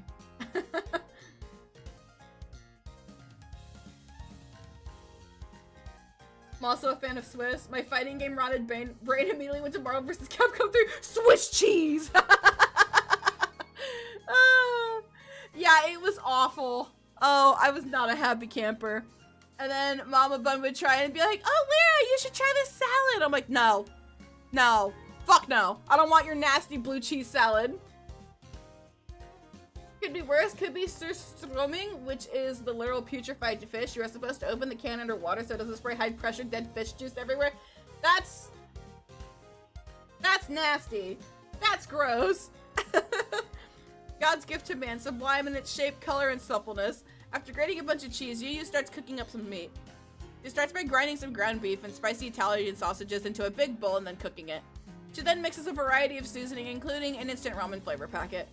A bit weird, but Yu's the chef. I trust her judgment. And she's now putting chicken broth into the meat mixture. So we got ground beef, pork sausage, and chicken broth all together. Nothing wrong with that. What the fuck? I look over at Maya and see that she is absolutely aghast at what Yu was doing. Maya, Maya whispers, does she usually cook like this? Not to my knowledge. Screw you and your Wolverine combos. Here's a terrible move that comes out way too easy. What? What's wrong with a little Swiss cheese, huh? It's okay. It's okay. Don't worry about it. She knows she's not making ramen, right? That question makes a little too much sense for my liking. Of course she does. She's made other things before. And they taste like ramen? A little bit. Good heavens. Maya pinches the bridges of her nose. Relax, it'll turn out fine. I hope. Yu starts cracking eggs into the baking sheet with little door compartments on it. Does baked pasta usually involve eggs? No, it does not. I need to stop this. I pull Maya's braid with all my might, but it only registers as a gentle tug. No, let her cook. Besides, you like eggs, don't you? I do, but then let her cook. She'll be fine. Fortunately for us, Yu doesn't pour the eggs over the pasta. Instead, she just mixes in some tomato paste, vodka, and cream into a meatball and mixes it up until it becomes a rich, somewhat chunky, dark orange paste. It already smells so good. Yu then starts layering the meat sauce, noodles, and cheese into the baking pan one after another. Noodle meat, cheese, noodle meat, different cheese, noodle meat, cheese, and different cheese. She repeats this until the pan is full and then leaves it on the counter. She then puts a lid on the bowl with the leftover sauce and puts it back in the fridge. Whew, alright. Yu claps her hands twice and looks down upon her creation with a content grin. How's it look? It looks absolutely scrumptious, Yu. It smells like it too. I don't care if it hasn't been baked yet. Half of me wants to jump into that pan and get lost in the sauce right now. Thanks. How much longer till the cookies are done? I want to get this bad boy in ASAP. Yu spanks the side of the baking pan. God, I wish that was me. Oh, man. Maya looks over at the oven. We still have 10 minutes left. Maya walks past Yu and heads over to the fridge. Darn it, what do you want to do in the meantime? Maya reaches over to the fridge, opens a cabinet, and pulls out a tall bottle of wine and 2 glasses. Do you drink? More of a beer gal, but I won't turn down some good wine. Glad to hear it. Maya rests the glasses on the table, plucks the bottle open with a satisfying pop, and pours her and Yu a tall glass of wine. Maya puts down the bottle and gives her a glass a quick whiff. Sublime. Is it normal to sniff wine before you drink it? Of course, dear. Winemaking is an art. It would be disrespectful to the artist if you just guzzled down their work without appreciating it. We look over at Yu, who's staring at us like a fish with a wine glass stuck in her mouth. Giant or not, I don't know how you open your mouth that wide. She's already guzzled half of the wine bottle down and is looking at us like a dog who got caught and tearing a sofa to pieces. Yu starts pulling the wine glass from her mouth, but it appears stuck. She pulls her head further back until Yu finally pries the wine glass from her lips and starts profusely sniffing it. Oh, Rich! Oh boy, what is gonna happen this time? That's a good question! Yu glances over to Maya as if she forgot her lines. So, Larry, did you have a main in Marvel vs. Capcom 3? Oh boy, let me tell you. So my team from way back when in the day was Morgan, Amaterasu, and Dormammu. That was my team. That was my team. And basically what it was is I gave Ami and I gave Morgan the team where like you would get more meter. That's all I would do. So I would just keep spamming them to get to get meter. So Lara was a villain. What the hell are you guys on about? What? That's not cancer. I think Virgil May Cry is cancer, but my team's not cancer. What do you mean? So Lara was a villain? That's crazy. Marvel vs. Capcom 3 Ghost? Yeah, it's a fighting game. It's a pretty old fighting game, really. But yeah, I played them a little bit. I wanted to play more, what else did I try to play? I tried to learn, trying to think of the roster right now. I tried to learn Sea Viper. She's clunky. She's very clunky. Oh, Zero May Cry? Oh, my bad. Sorry, did I say Virgil May Cry? We all know that Morgan players are the pinnacle of evil. What the fuck did I do? What do you mean? Oh, and I also changed it up a little bit. I had a Phoenix team as well. You know, save up the meter for the Dark Phoenix. You know, it's okay. It's okay, you just kill her first, Fivehead. That's all you gotta do. It's fine. Phoenix right in a fighting game is genuinely peak comedy. Look, to this day, I still don't know how to find evidence, and I still don't know how that fucking character works. Base teams? Hell yeah! Absolutely! I don't think I've seen Sea Viper used professionally. She was used quite a bit in— oh no, wait, I'm thinking of Street Fighter 4. Nope, sorry. Was she used competitively? I'm trying to think back of like really old Evo. Really old Evo.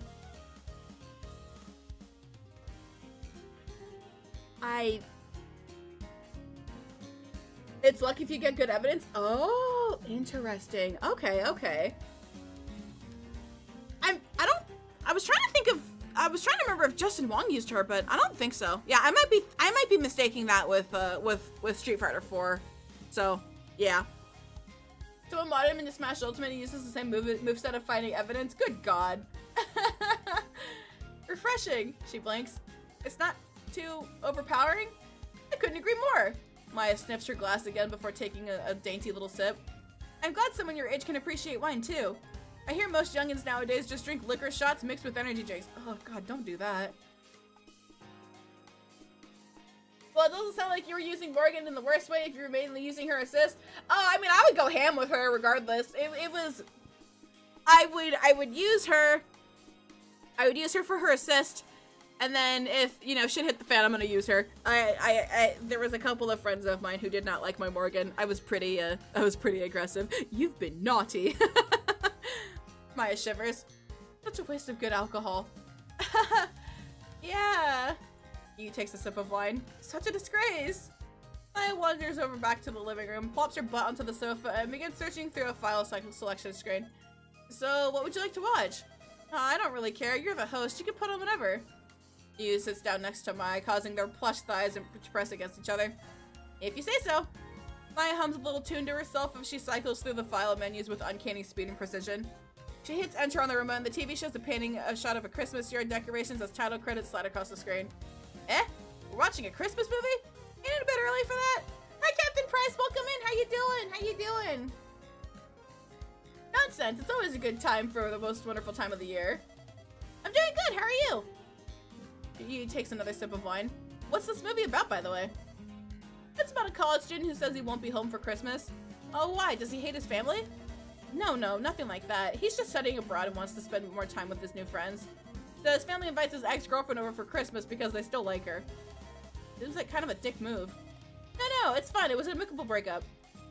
Maya takes a hearty swig of wine. Is Maya based on Lira? What does that mean? What? Hi, Draco. First off, hi. Second of all, what does that mean? What do you mean? What does that even mean? But here's where the fun starts. His friends cancel on him because they all get sick, so the protagonist changes his mind and decides to surprise his family and come home for Christmas. Oh no. Oh no. Seems like I caught your interest. We spend the next few minutes watching the movie. This movie looks like it had a budget of $20 and the actors are all obviously amateurs. I swear I even saw the boom mic in the top of the screen for a few shots. Oh god, I just saw the camera team in a mirror. These aren't critiques, by the way. Every movie that has been released the past 10 years have all been either CGI slopfest or AI generated. It's nice to see something with soul for a change, as cheap as flawed as it might be. Despite its shortcomings, it has this charm to it that only an amateur productions can possess. The actors are clearly having fun with this. Now that I think about it, I haven't seen one giantess in the background yet. Must be an older movie then. There's no way that they CGI'd them out of either, not with this budget. Eventually, the oven rings. Maya and Yu launch themselves off of the sofa and hurry over to the kitchen. Maya opens up the oven, takes the tray of cookies out, and rests them atop the stove without any gloves. Huh, that's interesting. All I'm saying is that Maya has features that resemble Lira. Is it the boobs? Is it the boobs? Hallmark Christmas movie all have the same plot and the same or similar actors. True! I gotta watch Christmas Love Fever Part 5. Huh, that's interesting. I knew giantesses had increased resistance to heat, cold, and the injury due to their size, but seeing it in action always fascinates me. Maya waves the cookies to cool them off for a bit. Oh, 1 second. Cool them off for a bit before picking one up and offering it to Yu. I assume she finds them out of habit at this point. Yes, thank you. Yu accepts the truck-sized cookie and takes a big bite out of it. Yu's eyes roll back as she makes a suggestive noise. I'm not judging. I made similar noises the first time I tasted Maya's cookies. Yu's body tenses up for a bit before relaxing. Damn, Maya, holy crap, these are good. Are you sure there's no secret recipe? I told you, it's all love. Maya walks over to the fridge and pulls out a jug of milk. Want some to dip the cookie in? Absolutely. Okay, chat. I'm very curious. I want to know, and feel free to not answer, because I know like dipping cookies in milk was like a kid thing, but do you guys still do that? Do you guys still do that to this day? I'm very, very curious. My curiosity. I would love to know. Yu shoves another cookie into her mouth, then another, then another. I didn't think she had such a sweet tooth, but I'm not complaining. Girls with big appetites are cute. No, yep, sometimes if I'm not feeling lazy, hell yeah. I don't want to waste the milk. I used to do it, but not as much anymore. And Oreos? Oh, you gotta dip Oreos in milk. Absolutely. I gets another glass from her cabinet and pours you a glass of milk. There you are. Yu smiles wide before taking yet another cookie and dipping it into the milk.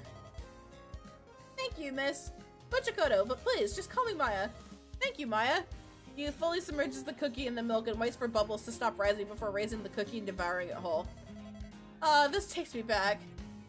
Am I making a mistake by saying I've never dipped them? Not necessarily. Not necessarily. I did it a lot as a kid. I used to dip my Pop-Tarts in milk too, but I haven't done that in a while.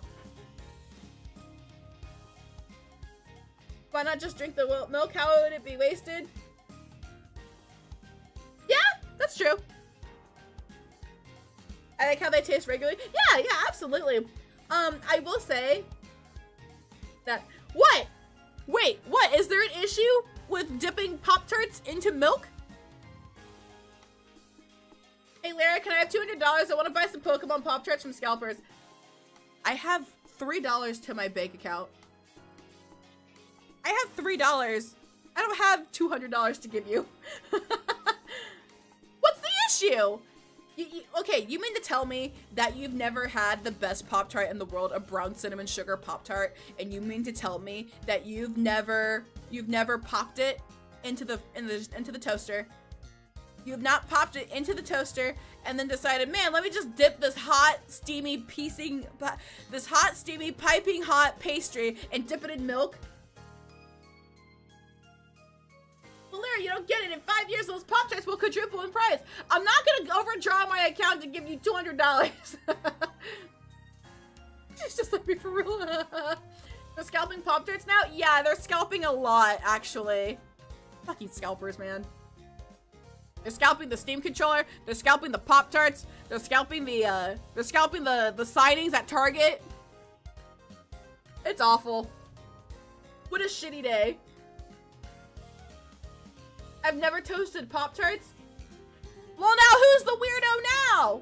You've never toasted a Pop-Tart? What do you get yourself a box of Pop-Tarts and go put them in the toaster? In 1 year, they will be expired blobs of sugary, moldy bread.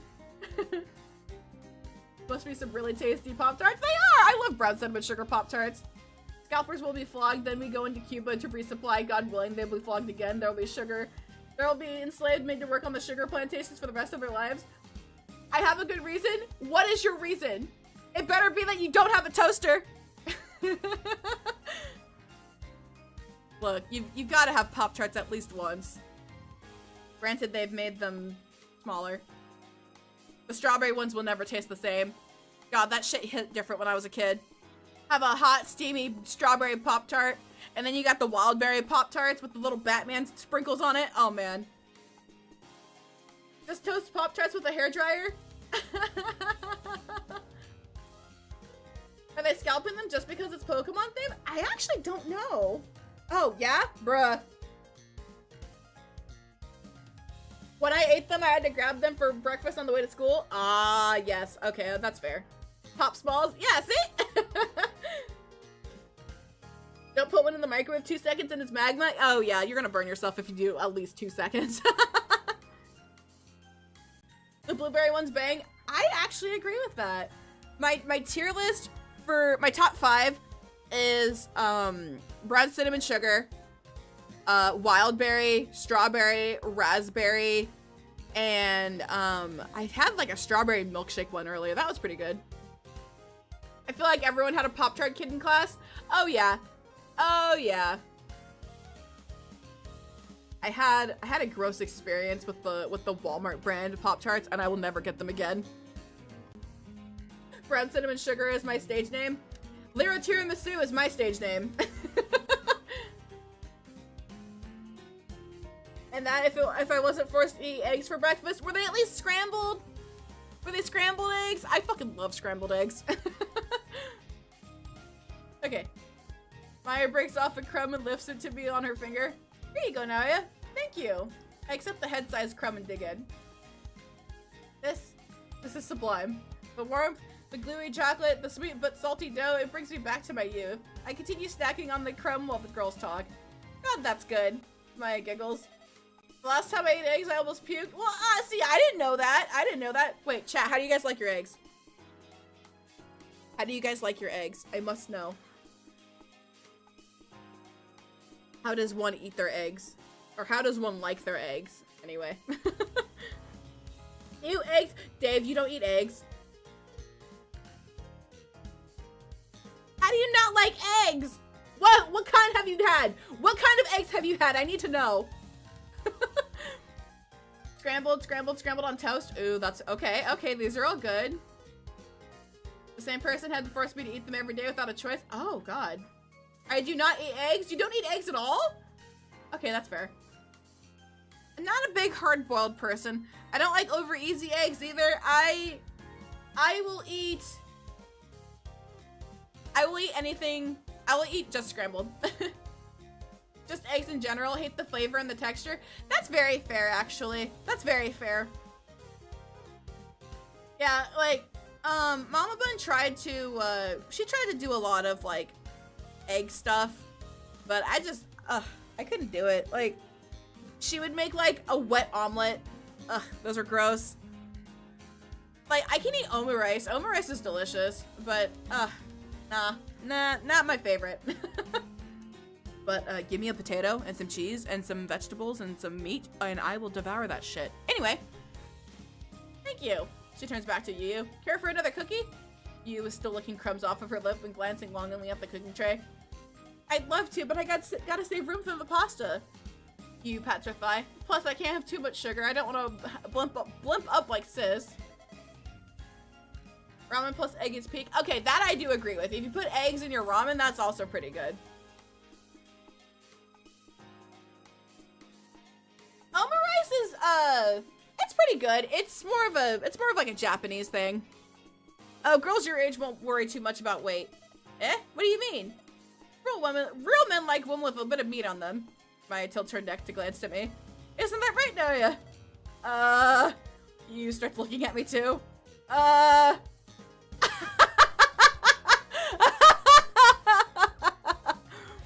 Oh my god. Let me snooze this ad break here in a moment.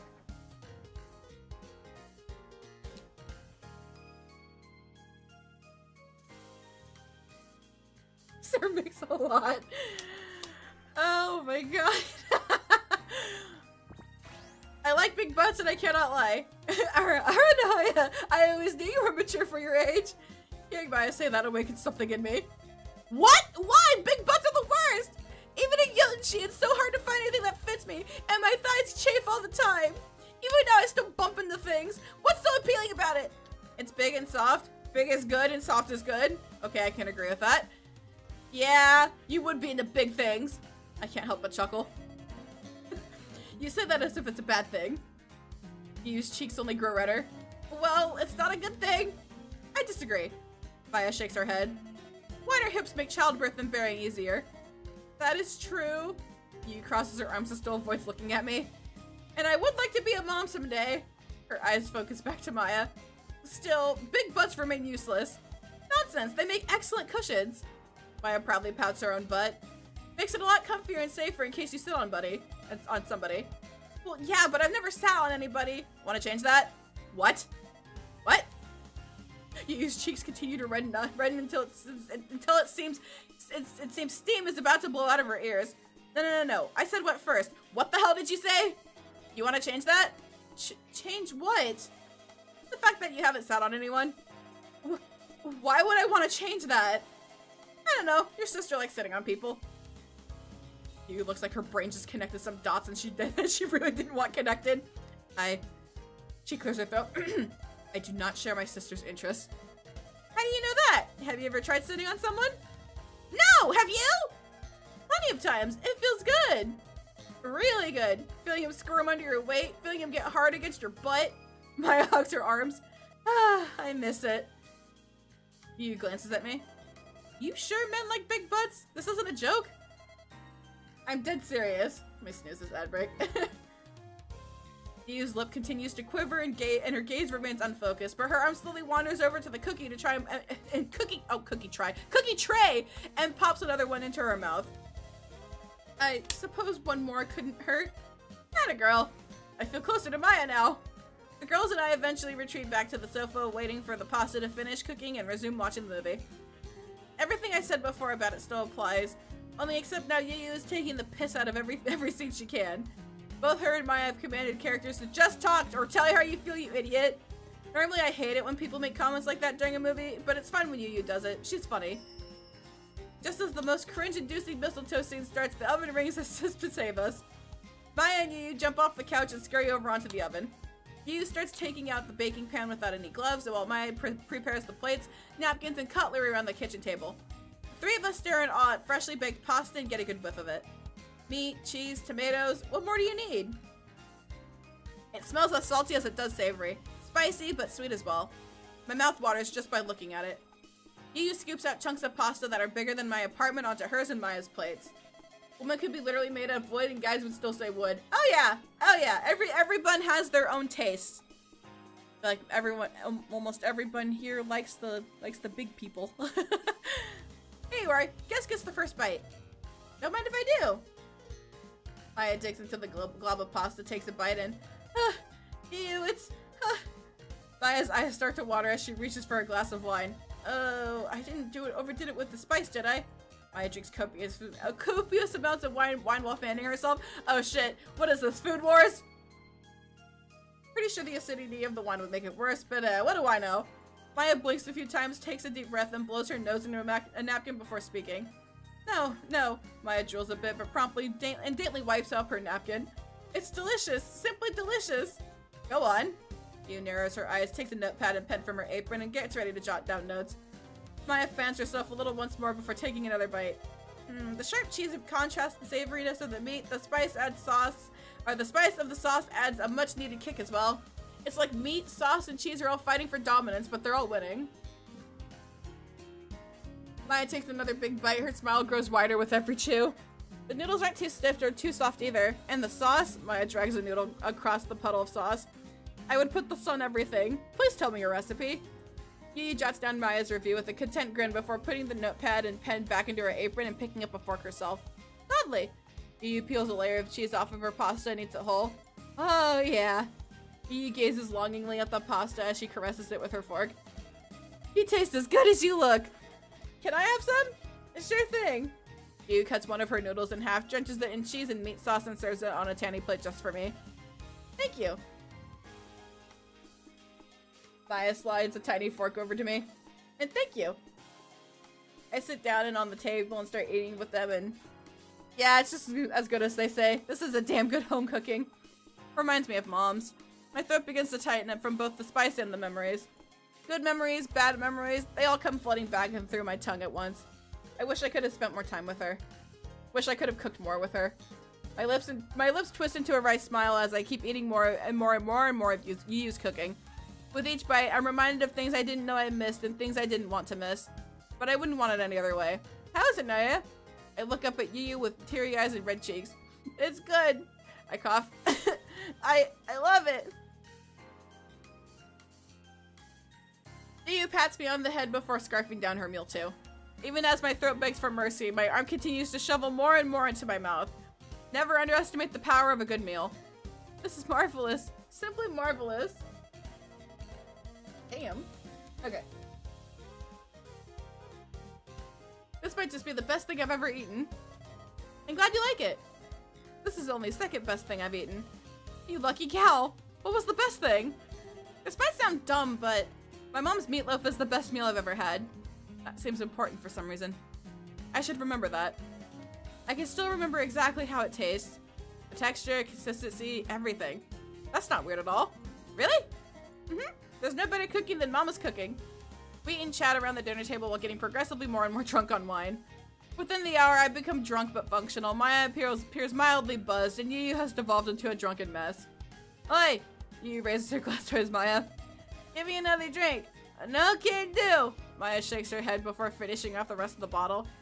It'd have to be drunk every waking hour for you to finish that thing off. Sorry, miss. You've had enough. Bar's closed. I ain't a pussy. Gib, I want more. How rude of me. Sorry, you're the guest after all. Maya gets up from the table and heads over to the fridge.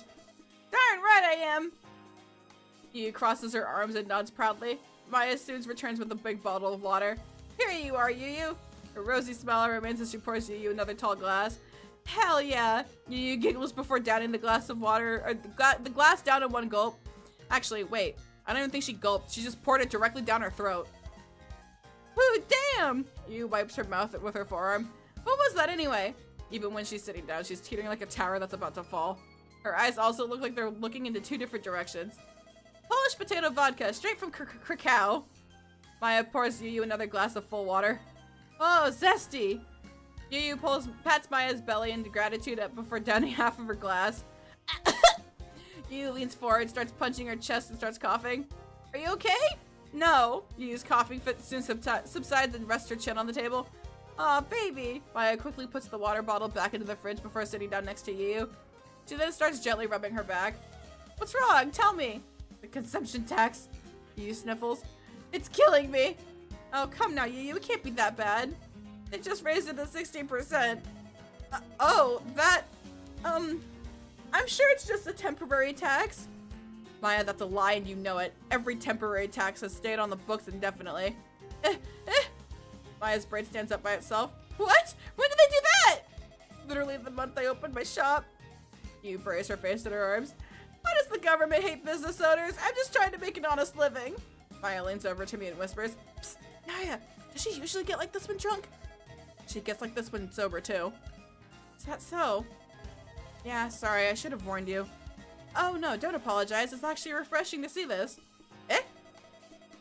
Oh boy, there's an ad break. Okay, hopefully this actually works.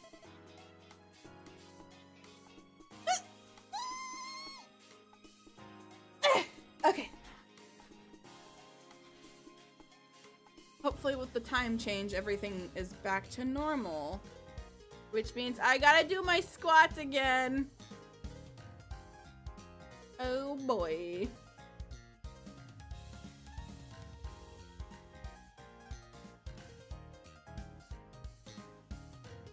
Yep, it's time to stretch and everything in between.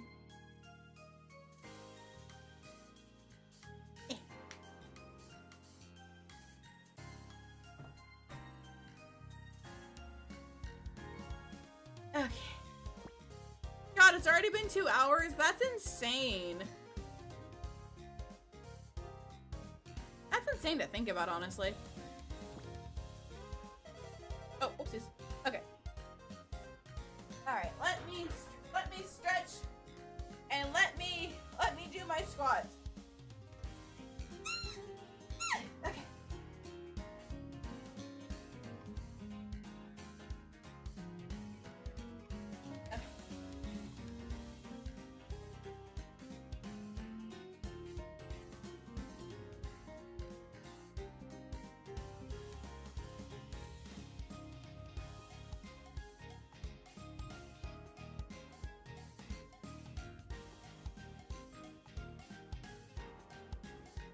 Okay, the squats are done. The squats have been achieved.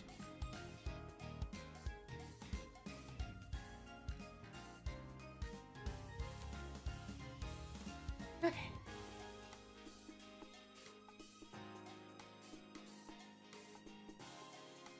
And now we exist for like another minute.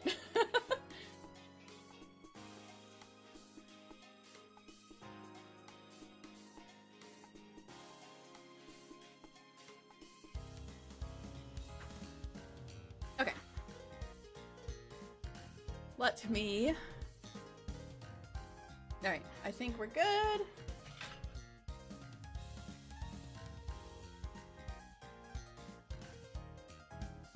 How many did I do? I did about 20. Roughly 20.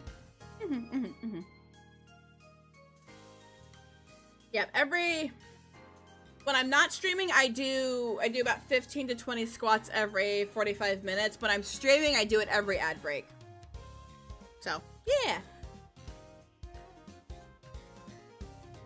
Alright, we got about 5 seconds left. 5 seconds left.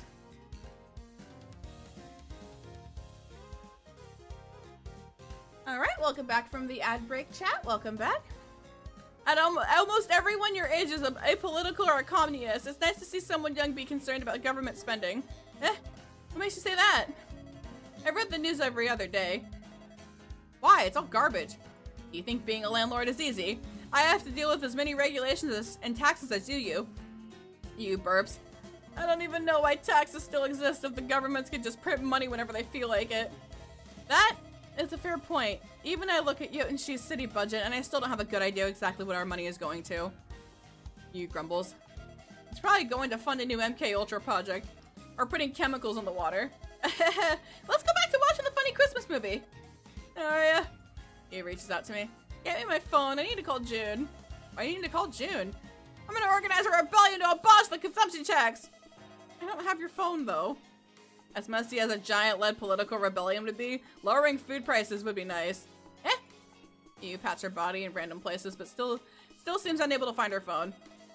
Where is it? Don't tell me I lost it. Are you sure a rebellion is even necessary? Maya wonders. Most of the Jotun-shi government are already giants though. So replacing a giant government with another giant government wouldn't abolish like a consumption tax. Then we'll abolish the WEF instead. Eh? That group still controls the world, and they're all tinies. It's a disgrace. I won't have my hard-earned money stolen by a bunch of direly tinies on life support. Eh. He tries to make a cool pose, only to fall completely out of her chair and faceplant onto the plush carpet. I managed to get 20 done myself. Hey, nice. Make sure that you guys are stretching.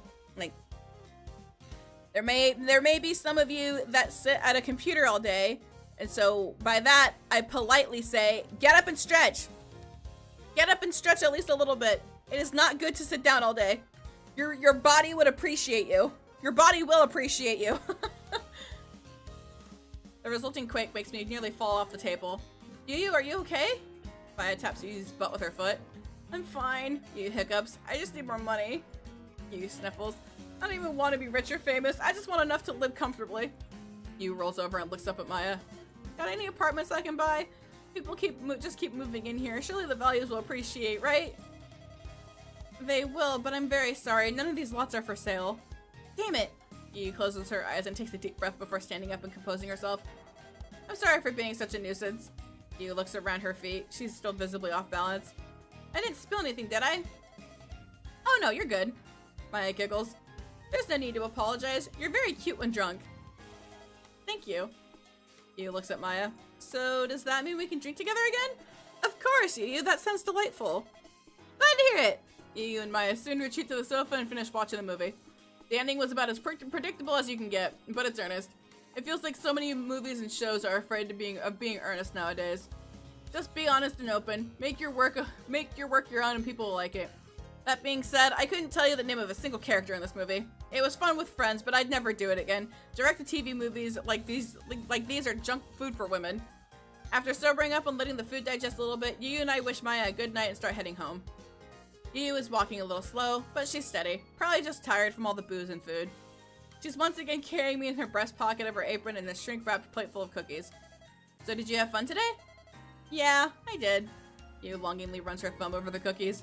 Thanks for arranging this. I didn't realize how much I needed some time off. Happy to help, but it's no biggie. I've been meaning to visit Maya too. What's your relationship with her, by the way? Eh? What do you mean? Come on, don't play dumb. She had you wrapped around her little finger, literally. What's going on between you two? Honestly, she pretty much just adopted me. Yeah, it certainly seems that way. What gave it away? Pretty much everything. The way you spoke to her, the way she spoiled you. I thought you were her son for a little bit. Yeah, well, it seemed like she adopted you too.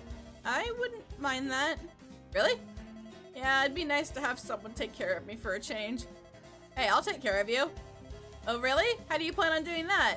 Yu looks down at me with hopeful but fragile grin. I haven't thought this through. She's bigger and stronger than me and makes way more money. I'm a good cheerleader. And I can scratch hard to reach places on your back. And I give you kisses. Oh yeah? Prove it. Alright, fine. Lift me up.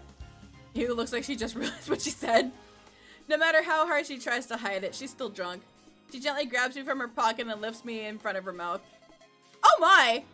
Alright, do it. She opens her hand to make her hand to a platform for me and puckers her lips. My heart begins to race. My limbs begin to shake. I don't think I've ever seen a giant's lips this close up before. She reeks of salt and booze, but her lips still look so soft. I take a deep breath, steady myself, and takes 2 steps towards Yu's lips. Ah! Yu opens her gaping maw and bares her car-sized teeth and extends her tongue towards me. I fall into my butt and crawl backwards until my hands reach her fingertips. I'm paralyzed. I want to scream. If taxes were used for what people actually wanted, nobody would be saying shit like this arrow for the record. Oh, really? I want to run, but where can I run? Even if I could run off Yu's hands, I can't outrun her. The shock absorber protects against fall damage and being squished. It doesn't protect against being eaten. My eyes slam shut and every muscle in my body braces for impact as warm saliva drips down from onto my head. I try to scream, I try to cry, but nothing is working. I keep waiting for eternity, but it never comes. After a few seconds, Yu pulls back and starts laughing with me till it's still flat on her palm. Man, I can't believe you fell for that. My body collapses as I stare up at the uncaring pale moon. Eh? Noya? Yu pokes me with her fingernail. Hello, Earth to Noya. Coochie coochie coo! You starts tickling my stomach. My body springs back to life as if I somehow push her finger off of me. Don't do that again! Sorry. You rubs her head. Yeah, that was stupid. Are you okay? I'm fine. What are you, uncaring and Paralia? No, nonsense. I feel like I'm pretty caring, especially towards you guys and my friends and family. I'm fine, but jeez. Here, let me make it all better. Oh, that's cute. That's actually really cute. This is really wholesome and this is really well detailed. Yeah, he gives me a peck on the cheek. Well, more like a peck on the entire left side of my body. Her plump, soft lips engulf my upper half and leave my body coated in a thin layer of lip balm and saliva. Mwah! Feel better? All fear and anxiety in my body becomes washed away and replaced with comfort. Yeah, much. Good, you giggles. Have another one for the road. Mwah! Wow, she's actually a really good kisser. She knows how to kiss a tiny too. Has she done this before? Having fun? You ask with a proud grin. You could say that. Then have one more! Mwah! Yu's lips press against me once more. One more time and make me smell like salt, booze, and chocolate. Nice. Yu continues walking me to her apartment, with me safe and snug into her breast pocket. The breeze is cool, yet refreshing, and Yu's pace is only getting steadier with every step. Wait, what's up? Whatever happened to those eggs you baked in the oven? Shoot! Yu turns back to face Maya's apartment. It's fine. I'm sure Maya would appreciate the baked eggs. Yeah, but, where are you carrying me again? Back to my apartment? Yu, we met at my apartment, remember? Whoopsie! Yu immediately pivots 180 degrees and starts heading back to my apartment. She thankfully has pretty long legs, so it won't be too much of a walk. How did you forget that? I can't help but laugh. Why didn't you say anything? I was enjoying your company? Aw, thanks. Yu drops me off back into my apartment, then heads home with a smile. I want to keep her smiling. Aw. She already knew, by the way. She was well aware that they met at his apartment. She wanted to take him home. That's crazy. Alright. Empathy!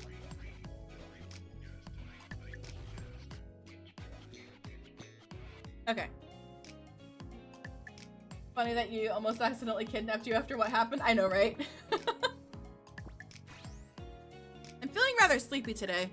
I don't have anything important going on. It's a little chilly outside. Forecast says it might rain soon, too. Perfect napping weather. I crawl into my bed, throw the covers over me, and start drifting off to sleep. I sigh and look at my phone. It's from Maya. It can go to voicemail. If it was important, she'd knock on my balcony. Soon enough, my phone stops ringing, only for it to start ringing again. I put it on silent and bury my head back under my blanket. My apartment begins to shake as a mighty force taps against my balcony window. I peek out from my blankets and see Maya tapping on my balcony window. I sigh, slowly get out of bed and open the balcony window. Can I help you? Are you busy right now? Not anymore. I yawn. What do you need? I've lost my wedding ring, but I'm certain it's in my house somewhere. Is there any chance you can help me look for it? Eh? I glance over and see a shiny ring wrapped around Maya's finger. What do you mean you lost it? You're wearing it right now. Maya shakes her head and thrusts her ring finger into my room. No, this is a replica of my wedding ring. The original is still tiny sized. Oh, where do you usually keep it? In my nightstand. Uh-huh, and you already checked there? Yep, it's not there. That's unfortunate. Do you remember where or when you last saw it? I last saw it in my nightstand 2 days ago. Did you take it out? I think it might have gotten mixed in with my laundry. So you want me to hop into your washing machine? Is that it? Pretty please, I'm begging you. I really need that ring back. Alright, I can't say no to you. Yay, thank you, Naya. Just let me get changed out of my PJs. That won't be necessary. Maya plucks me out of my room and transports me inside of her home within seconds. Maya's den is a little disheveled than usual. She looks like she turned this place upside down, all in pursuit of a single ring. She gingerly steps over baskets of neatly folded clothes and pulled out drawers on her way to the closet. Pardon the mess. It's been trying to do some spring cleaning here too. She pulls open the closet to reveal a washing machine so large you could fit a few apartments into it. She opens the wash machine and gently lays me in. Good luck, bnnuy. Do you need a light? No, I got my phone. That should be plenty. I look around and realize how surreal it is to be inside of a washing machine. The interior almost looks like the inside of a spaceship. Oh. I take one step forward, only for the drum to rotate a little, knock me off of my feet. Are you okay? Yeah. I lay on the cold, still damp cylinder for a moment. Just give me a second. I look down and see that the cylinder is littered with holes roughly the size of my palm. If I take a wrong step and get my foot stuck in one of these, that's going to suck big time. Might be better just to crawl, so that's what I do. I get on my knees and delve deeper into the washing machine. Is there a place where the ring would be stuck in? Probably in the way back or in one of those little holes. There's a lot of little holes here. I know, sorry. You won't have to pay next month's rent if we find it though. Let's get this ring. 1 second, I need to hydrate a little bit more.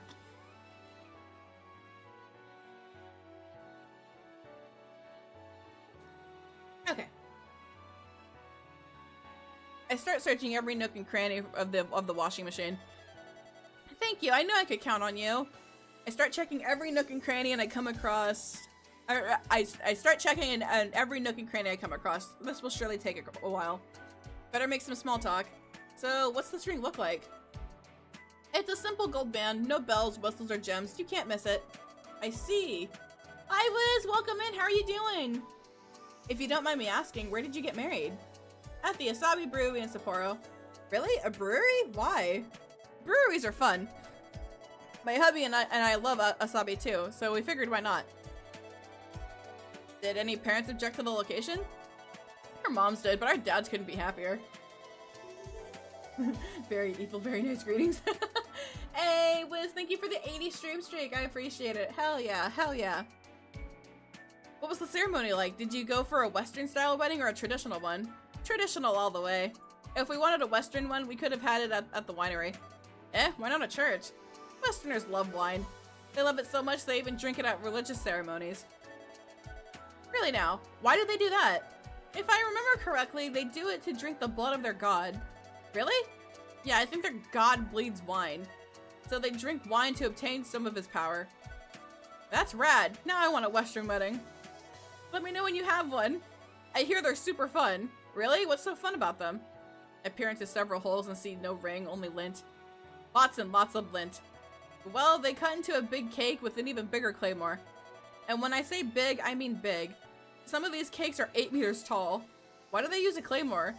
How else are you supposed to cut a cake cut into a cake that big? Fair point. What else makes Western weddings so special? They apparently give all wedding guests guns too. And before the wedding, the groom actually has to kidnap the bride from her father. I almost step into a hole while trying to avoid a different hole. How does that work? Does he just pick her up and run her across a football field or something? Not sure. I've never seen it in person. Apparently it's supposed to add some spice to the wedding by simulating eloping. You like eloping, don't you? All women love eloping. It's so romantic. It has everything. Flying parents, forbidden love, a sense of danger. There's nothing sexier. Want to elope right now then? Let me think about it. She didn't flat out refuse. Hell yeah. So if you were ever remarry, would you want a Western style wedding or a traditional one? I've already had a traditional wedding. Might as well mix it up and go Western. I'm never remarrying though. What about you? Western! Western weddings sound rad. I thought you'd say that. Why though? I like cake and I think the dresses look really pretty. Can't argue with you there. So what kind of cake do you want? No, you shouldn't joke so casually like that. After half an hour of researching, I finally checked every nook and cranny in the machine. Find anything? Nope, sorry. Hang. Maya pulls me out and wanders back over to her den. Guess we'll have to start looking through my laundry then. Maya gently lays me into a laundry basket and starts sifting through the piles of clothes. Check every pocket you can. It's possible I just left it in one of my jeans. Mom jeans! Got it. Fabric under me is abnormally soft and silky. I look under me and see that I'm sitting on a giant pink bra. Something about the fabric is so soothing, yet incredibly exciting. Each of the cups are large enough to cover my apartment and then some. There's a massive dark spot in the center of the cup I'm sitting on. It's irregular, warm, and still looks damp. There's no way. This is... Whoopsie, you weren't supposed to see that. Wait, what? There's a mess. Oh, she's lactating. She's fucking lactating. Oh my god. I was like, wait a minute. Ma'am. Maya grabs her bra, pulls it out from under me, and throws it into the washing machine. You didn't find the ring in there, did you? No. Dang. I did find these huge stains, though. Huh, that's weird. Must have spilled tea on it sometime. Hi, I'm a filthy cheater. Context, after getting one ending in this game, I started a new run, used the save editor to give me max stats. Oh my god! You are cheating! But hi, Kuro, welcome in. How are you doing? Milk tea? Yeah, I sure do love milk tea. Are you lactating? Not currently, but I do. How? Did you have kids? Maya shakes her head. No, I never had any children. Then how are you lactating? Have you ever heard of maternity tea? The thing expecting mothers drink to make lactation easier? Yes, well, I kinda sorta like to drink it. Why, are you trying to get pregnant? No, I just think it's tasty. Huh, alright then. I resume crawling through her clothes. Maya resumes searching through her clothes pockets as well. You don't think that's weird, do you? Why would I think that's weird? Just my hubby thought it was weird. It's not weird at all. You really think so? It's sexy. What? How's it sexy? It's just milk! Yeah, milk from a titty. It's like enjoying an SFW for the plot. Very true. Very true. I crawl inside some jean pocket and find nothing but lint and some coins. And I love me some milk. I think I understand where you're coming from. If dicks ejaculated beer, I'd have a dick in my mouth 24/7. Maya, holy shit, bro. You can't just say that to somebody. Good lord. Alright. When I'm done with this game, when I'm completely done with this game, I am going to make a video and it's going to be what your big beautiful woman waifu says about you. I'm making a video about this. If you are a Maya fan, you're a fucking degen through and through and you're always horny. There you go. That's step one. Big beautiful woman in a context. That also works. Friendly reminder, fanfiction does exist. Oh yeah. And I continue searching through clothes for a few minutes. So, what's it like lactating? It's interesting. A bit cumbersome at times though. How so? Well, sometimes I lactate in my sleep, so I need to wash my sheets more often than I would otherwise. And I feel so bloated and swollen if I don't milk them for a few days. Dong expanded! Interesting. It takes all of my willpower to keep my voice from cracking. How does it feel when they're full? Honestly, kind of incredible. It hurts, but in a good way. No matter how much I try to hold it in, my boobs insist on making more milk than I can carry. Good lord. It's almost like they have a mind of their own. Uh-huh. How does it feel when you empty them? Like going to the bathroom after holding it in a while. I pinch the bridge of my nose and laugh.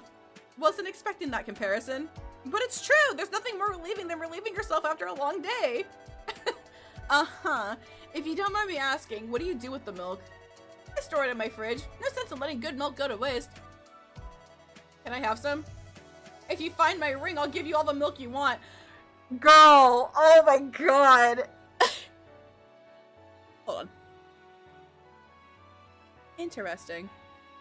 Sorry, I hear a lawnmower behind me and I thought it would come through the mic. I'll be empty them if you want. Straight from the tap?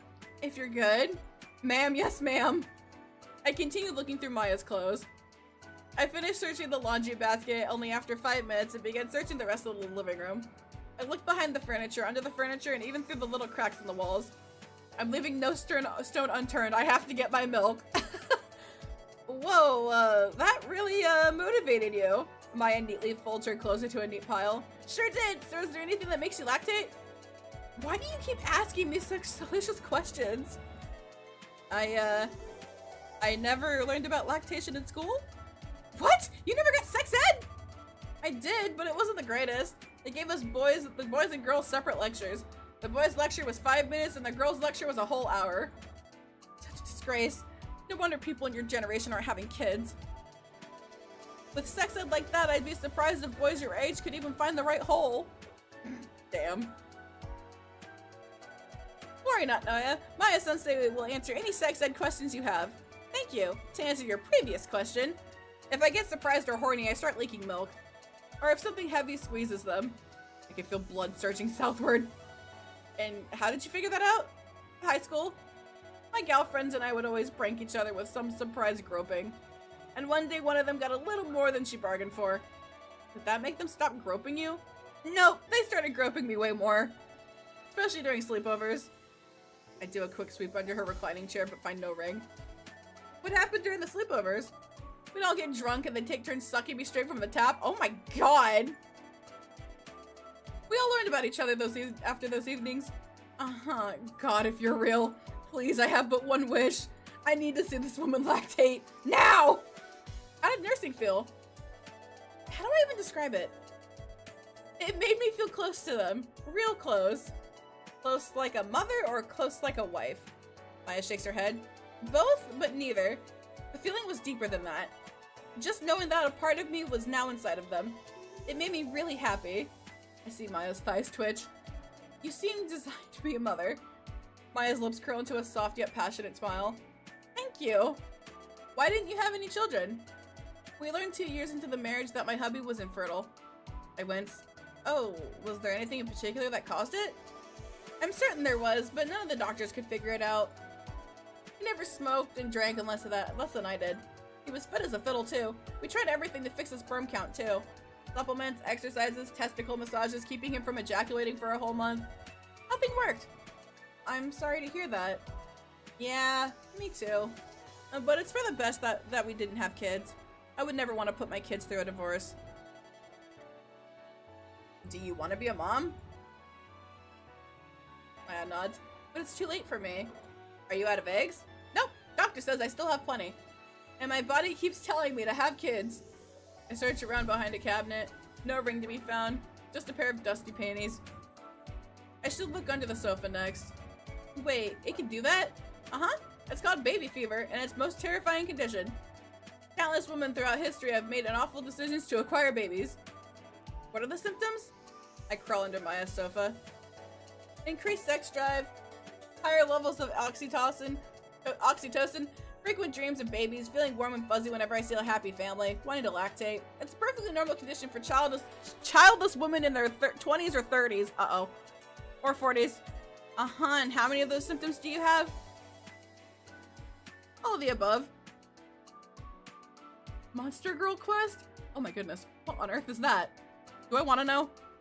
I know about, it was like Kitty something 2. Kitty something 2. I fumble around under the sofa and don't see anything noteworthy. A stick of lip balm, some coins, a cigarette that looks older and bigger than me. Just when I'm about to give up, I see something glimmer from my phone's flashlight.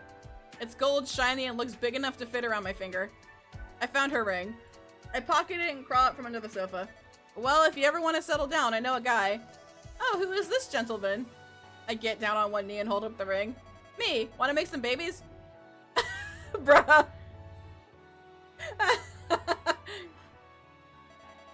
You found my ring!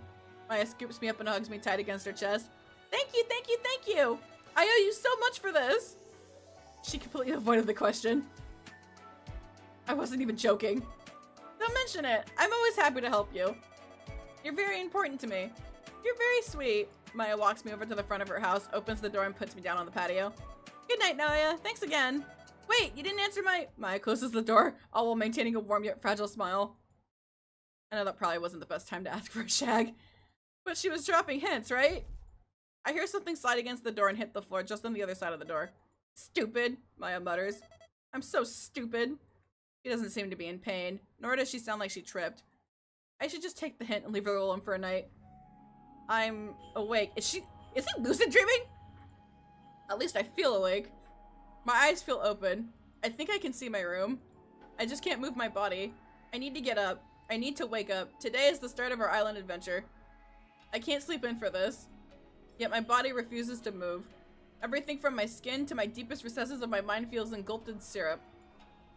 I feel like an insect being preserved in amber.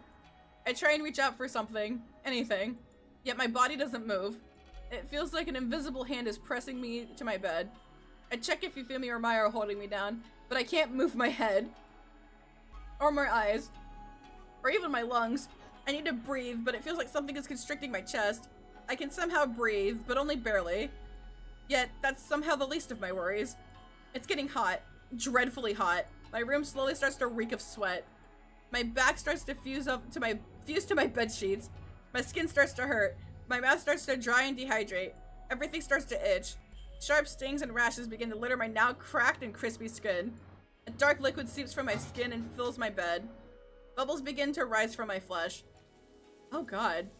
That's very, very descriptive. A once faint popping growl grows louder and louder, more violent by the second. All of my flesh begins bubbling. Inside and out. Even my eyes. Even my eardrums. For some reason, my chest, thighs, and fingers are almost afflicted. And yet, my seared body smells delicious. As my flesh bubbles and boils, my mouth waters. Naya! Naya! Maya's voice bellows through my room. The sheer volume and force of her voice pushes me against the wall and jolts me awake. My body remains caked in sweat, fresh memories of pain lingering along my skin. Yet everything is fine. Yet for some reason, I smell fried chicken? I wipe the sweat from my eyes and see my bedroom just as I had left it. And Maya standing outside my balcony. Are you alright? Yeah. I take a deep breath and slowly get to my feet. What happened? I rub my eye and look over at Maya. Your mouth and head were moving like you were screaming, but you weren't making any sound.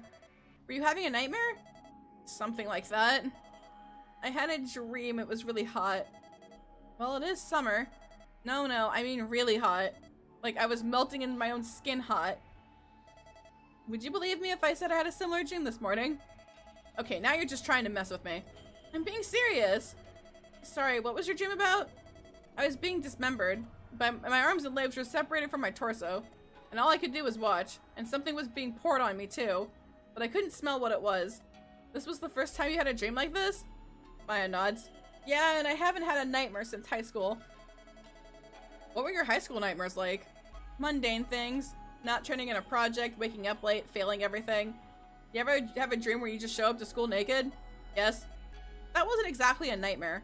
Huh? How bizarre. Are you still ready for the island vacation? Of course! I'm not going to let a little nightmare stop me. Maybe we should, though. Nightmares like this used to be considered harbingers of doom. Now, yeah, I'm 52 meters tall. Missiles tickle me. There's not a lot that can really threaten me at this point. True, but I still don't want to see you get hurt. Aww. Maya pats me with her finger. Don't worry about me. I'm much more worried about you. Thank you. After all, somebody's got to pay for my retirement. Maya cackles. Anyway, have you heard anything from Hifumi? I check my phone. She sent me a text 10 minutes ago that she'd be here in 10. The ground rumbles us. Something approaches us. Something big. Good morning, Jotun-shi! Hifumi hops next to Maya, creating a 4.0 earthquake as she lands. Jesus Christ, ma'am, how big are you now? Holy guacamole! Eh? I have guacamole on me? Hifumi starts turning around and checking herself. No! Then what's wrong? Sorry, just... Maya holds my apartment still to stop it from wavering. You've just gotten so enormous. I didn't recognize you there. Maya's not exaggerating. Hifumi really has grown enormous. I helped measure her earlier this week. She was 80 meters then.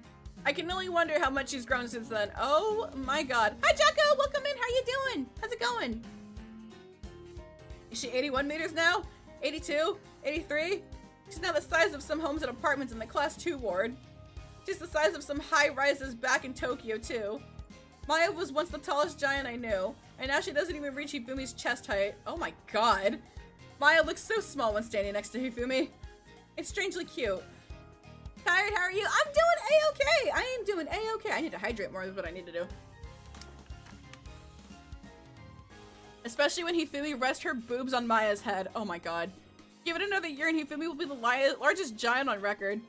My chest trembles just thinking about it. Hifumi bends down and looks through me in the balcony.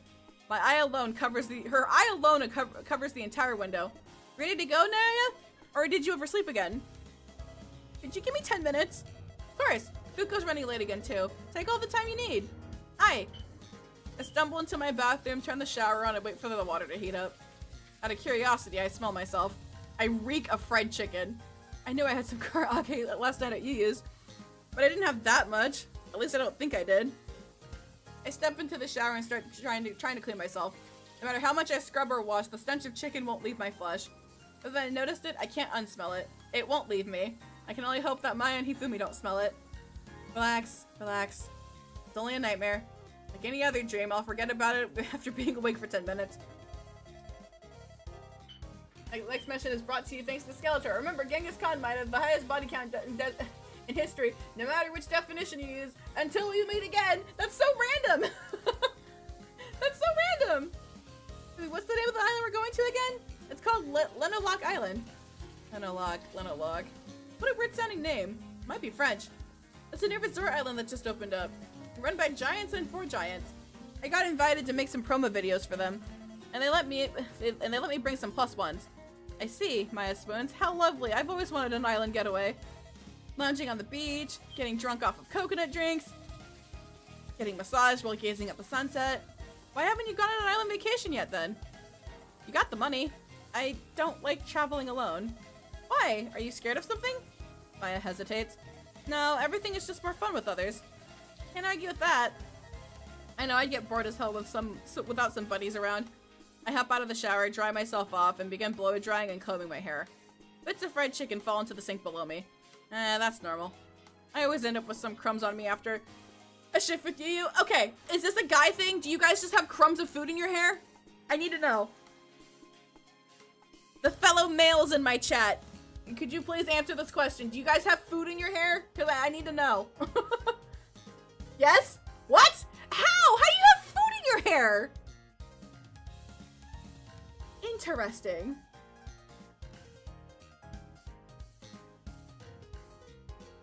No, but if you worked at a giant restaurant, you might. You know, that's very fair. Touche. Touche. Yeah. Okay. It's a mystery. That's fair. Always end up with some crumbs on me after a shift with you. I must have been really out of it last night if I didn't shower after work. I get dressed, pack my things, and head out to the balcony. Alright, I'm ready. Hifumi gently scoops me up and starts walking me over to the port with Maya. Jeez, I remember when I could ride the back of Hifumi's head. Now my entire bedroom can fit the palm of her hand. All her fingers are more twice than my height. Each of her breasts is larger than most tiny houses. Jesus Christ. A single stomp of hers causes 3.0 earthquakes. Oh my god! She makes the bay flood just by going swimming in it. She's grown into a force of nature, but she's still Hifumi. Is the game scream supposed to look like that? I can only assume so. Nothing will change that. We'd head over to the port, meet up with the others, and shove off. I've missed this. The sun of the sea, the cool ocean air, the boundless blue. Everything is perfect. I got some time to kill before we land. What to do? Every copy of BBW is personalized. Oh, interesting! I approach Hifumi and see that she's in the middle of a stream. Hey, everybody! She does a cute pose. It's me, Jotun's one and only growing girl! She pans the camera over to the ocean. I'm on my way to Lenolok Island right now! It's a super cool resort in the North Pacific that just opened up. They got a whole bunch of water slides and hot beaches and just the most delicious food. Their PR manager keeps bragging about the seafood tower. And get this, it features whale meat! Hifumi shakes her head and makes an exaggerated face. The kind you'd find on a video thumbnail. But don't worry, it's all sustainable. They have these aquaculture farms where they feed whales, jumbo shrimp, and other aquatic kaiju. Oh, and there's also the shrimp cocktail with the shrimp size of buses. Hifumi giggles and licks her lips. Hifumi's hand slides down her thighs and pokes me to make sure I stay out of frame. But her finger keeps playing with me, poking me, sliding against me, even hugging me. It's smooth and cozy in a way that I can't describe. While in her fingers' embrace, I pull out my phone and start doing some research on this Lenolok Island. I only get suggestions for other stuff. An old campsite, defunct music group, other similar island names. But no Lenolok. Huh. But I'll share more details with you guys when I land. Catch you all later. Bye-bye! Hifumi hangs up, picks me up, and puts me on her lap. Yo, what can I do for my #1 fan? No, that's not Noya. I'm your #1 fan. How dare you? How dare? I'd like to know more about this Lenolok Island. Ask away. As Lenolok Island's brand ambassador, I'll do all I can. They don't appear to have a website. Any reason for that? They're trying to keep it under wraps. It's pretty common. A lot of companies I've worked for wait until they debut publicly to have their websites active. Fair enough. How did they contact you about this promotion deal? Email? They called me. Uh-huh. Any chance I can see the number? For sure, give me a sec. Hifumi lowers her phone in front of me. Her home screen is a picture of us. Hifumi's a head shorter than me. Looks to be around 8th grade. I'm in a polo shirt with shorts. Hifumi's in a pure white sundress. Where was this? When was this? We're standing outside somewhere. Was it a park? A field trip? A party? I don't recognize the location or her dress at all. And yet she has this set as her wallpaper. I'm touched and ashamed at the same time. Whoopsie. Hifumi cooks to tap the phone icon app and access the call history list. It's empty. Oh, shoot, I must have deleted it last night. Uh-huh. Do you remember anything particular or suspicious about the caller? He sounded like an older gentleman. He had a thick Kansai accent. Sounded pretty posh too, despite that. Interesting. Did he have a foreign accent at all? Nope. Sounded like a native speaker. Interesting. Why? What's up? I don't know. I just have a bad feeling. Don't worry about it. If anything bad happens, we're just a 2-hour swim away from Maui. Well, 2-hour swim for me at least. Hifumi's right. She has no reason to lie to me or any of us. And there's no way this Hifumi is an imposter. If we're being scammed, it'd be one hell of an elaborate scam. Boats capable of carrying several giants aren't cheap. Even then, none of us are worth anything. We're not heads of state or billionaires. Even if something could hold us hostage, there's no benefit in doing so. Fair enough. Hifumi puts her phone away and pats my head. Is there anything else you could tell me about the island? I just want to make sure I know what I'm getting myself into. Well, the owner used to be in the armed forces, and the restaurant's fried chicken is supposed to be really good. And that's about it. I don't really know too many specifics besides it's an island getaway. Why would they keep so much information a secret? I don't know, maybe the promoter's under an NDA? Weird. Again, don't worry about it. We'll be fine. I hope you're right. Hifumi and I spend the next few minutes just enjoying each other's company and admiring the endless blue horizon around us. Well, almost endless. There's some clouds to the north. Doesn't look too menacing or violent. Just some fog. Hifumi's phone vibrates again. Oh, sorry, it's from the Jotun government. I gotta take this. No worries, let me know when you're done, alright? Oh, show! I slide down Hifumi's thigh and head back to the center of the ship. Let's talk to June and Maya. June is doing some push-ups while Maya does some light stretches. Looks like Pilates. June's doing push-ups on just her thumbs. Jesus Christ! Maya gets tuckered out after holding a stretch for 10 seconds. Yet both of them have their eyes on Hifumi. They're not trying to focus on her, but her mere presence commands attention. It's like an X on a map or a gun on a coffee table.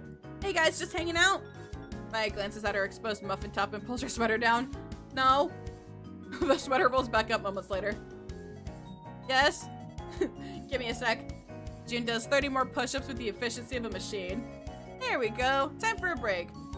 June takes a deep breath, takes a wide stance, and lowers her pelvis. She's standing as if she were sitting on an invisible chair. My thighs hurt just looking at it. Okay, I'm good now. What's up? It might be a weird question, but did you have any weird dreams last night? Maya's eyes glance at me before turning towards June. Her breath holds still. Nope. Slept like a rock last night. I see. How did you feel waking up? Totally fine. Woke up how I always do. Did some stretches. Ran a little. See anything weird waking up? Nope. Why ask? Maya and I glance at each other. Her gaze alone is just enough to seal my lips. I, wanted to know your dream fortune? I'm getting into, oh my god. Oneromancy? Oneromancy? Maya smiles. Never thought you'd get back into fortune telling. Yeah, neither did I. Welcome home from work, fellas! Welcome home from work. Oh, Naya likes fortune telling? June smirks at me. Yeah, he got really into it in middle school to touch girls' hands. Aw, little Naya was a Casanova even back then. Maya leans closer to me. Tell me my fortune. What? No, me first. But you said you didn't have a dream last night. Well, yeah, but I had a dream the night before. Oh, really? Do tell. June's unusual confident demeanor shrivels up. Had a dream. I was pregnant. Does that mean anything? Maya puts her hand on June's shoulder. June, there comes a time in every woman's life where her body starts undergoing some changes. June's entire face shrivels. Her chin recedes into her neck. A painful smile stretches from ear to ear. She looks like she just ate an entire planet's worth of lemons. Please stop. You may start considering careers in childcare. You may even start thinking babies are cuter than usual. June tries to wiggle out of Maya's grasp, but it's no use. Baby fever does exist. It does exist. I will say that.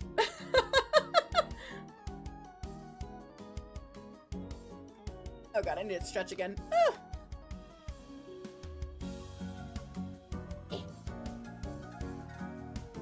Okay. June tries to wiggle out of Maya's grasp, but it's no use. Maya may be pudgy, but she has a vice grip like you wouldn't believe. That's just nature's way of telling you it's time to reproduce. I don't think that's what that means. Oh, of course it is. We all have so many eggs, and our instincts really want us to use them. June's eyes flicker towards me. It's gotta be a different meaning, right? Kind of. Pregnancy dreams mean one of two things. Either you're worried about becoming inadequate. June exhales through her nose as her whole body deflates. Her nervous grin melts to a somber frown. Her silence has never been so loud. Or you're deepening a relationship and you're scared of it. Why would I be ever scared of deepening a relationship? Now Maya looks crestfallen. Because it makes losing someone all the scarier. Beats never meeting them in the first place. Yeah, you're right. Or it means there's going to be difficult times ahead. Bring it on! I welcome the challenge. Thanks for the fortune. Anytime. Can I have my fortune told too? But you already told me your dream. Oh no, I didn't mean for that one. We don't talk about that one. Could you tell me my fortune in a different way? Sure, which way do you want? What types? Sure. I turn around and pull out my phone. Let me consult my crystal ball. That's a phone. Ooh, my phone-shaped crystal ball speaks to me. Ooh. I turn back towards Maya. What's your blood type? A. Huh, no kidding. What's that supposed to mean? Just never would have figured you were an A. I always thought you had B-type blood. Why? You're as blunt as an atom bomb. I have to be. It's my job. That wasn't a criticism. I can't stand it when people beat around the bush. Aw, thank you. Let's see. Eight blood types today should say yes to the things they would otherwise reject. Interesting. Maya seems lost in thought. What about me? What's the fortune for AB types? I scroll further down the page. The person you desire feels the same way about you. June's face relaxes. Good to know. What about you? What blood type are you? Wait, let me guess. Maya smirks at me for a few seconds. Oh, negative. Guilty as charged. Whoa, so rare. Sucks if you get injured, though. I just won't get hit. Let's see what my fortune is. Your past sins will haunt you. Make peace now. I feel my heart sink into my stomach. You're kidding, right? There's no way it says that. Maya starts looking through her phone. Huh, no matter what side I check, it's all negative fortunes for O-types today. Don't worry about it. I'll keep you safe. Thanks. I put my phone away and feel something cold brush up against my spine. I shiver, then look up at Maya. How'd you know my blood type, by the way? You seem like an O-type. You're outgoing and are able to set the mood for the whole group. I wouldn't have met June, Fuko, or anyone else here if it wasn't for you. Maya smiles. Thanks. June taps her chin. Yeah, no, it's definitely an O. You don't care much about small details. I do prefer big things. I don't think I've ever seen him upset at anything. Yeah, he's a pretty easygoing fella. I'm too lazy to worry. It tuckers me out. If I can fix the problem, why do I have to be worried? If I can't fix the problem, what would worrying accomplish? Can't argue with that. Maya continues researching blood types. Oh, how intriguing. What's up? Apparently O-type men and A-type women have the most successful marriages. Ah, interesting. What's it say about O and AB types? It says O-types have trouble understanding AB types and it might be intimidated by them at first. But O-types offer support that AB types really need. Good to know. June glances at Hifumi. Wonder what blood type Hifumi is. She's O. I see. June seems lost in thought. What are you thinking about? Has there ever been any research into if blood type affects how big a giant gets? Yeah, we covered that in kaiju biology. There's no correlation between blood type and size. I don't know whether to be relieved or annoyed by that. Then why did Hifumi all people get so big? She doesn't know herself, of course, but there has to be something she's done.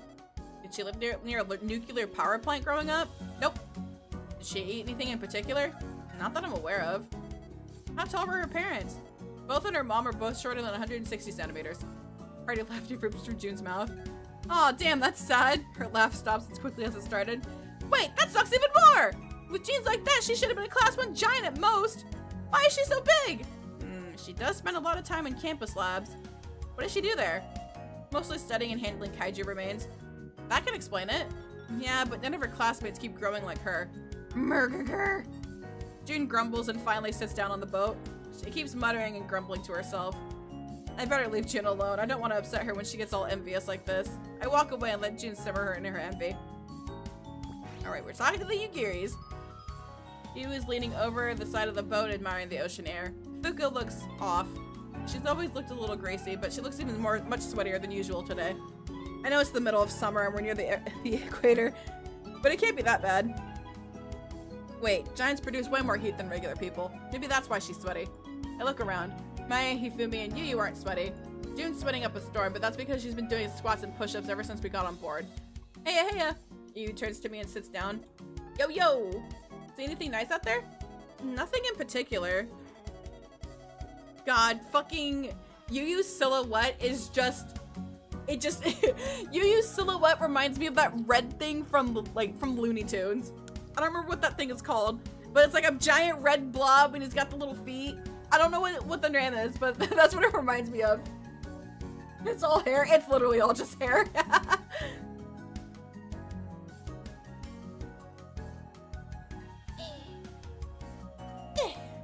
Alright, I think we're about to have an ad break soon. Oh, is that his name? Interesting.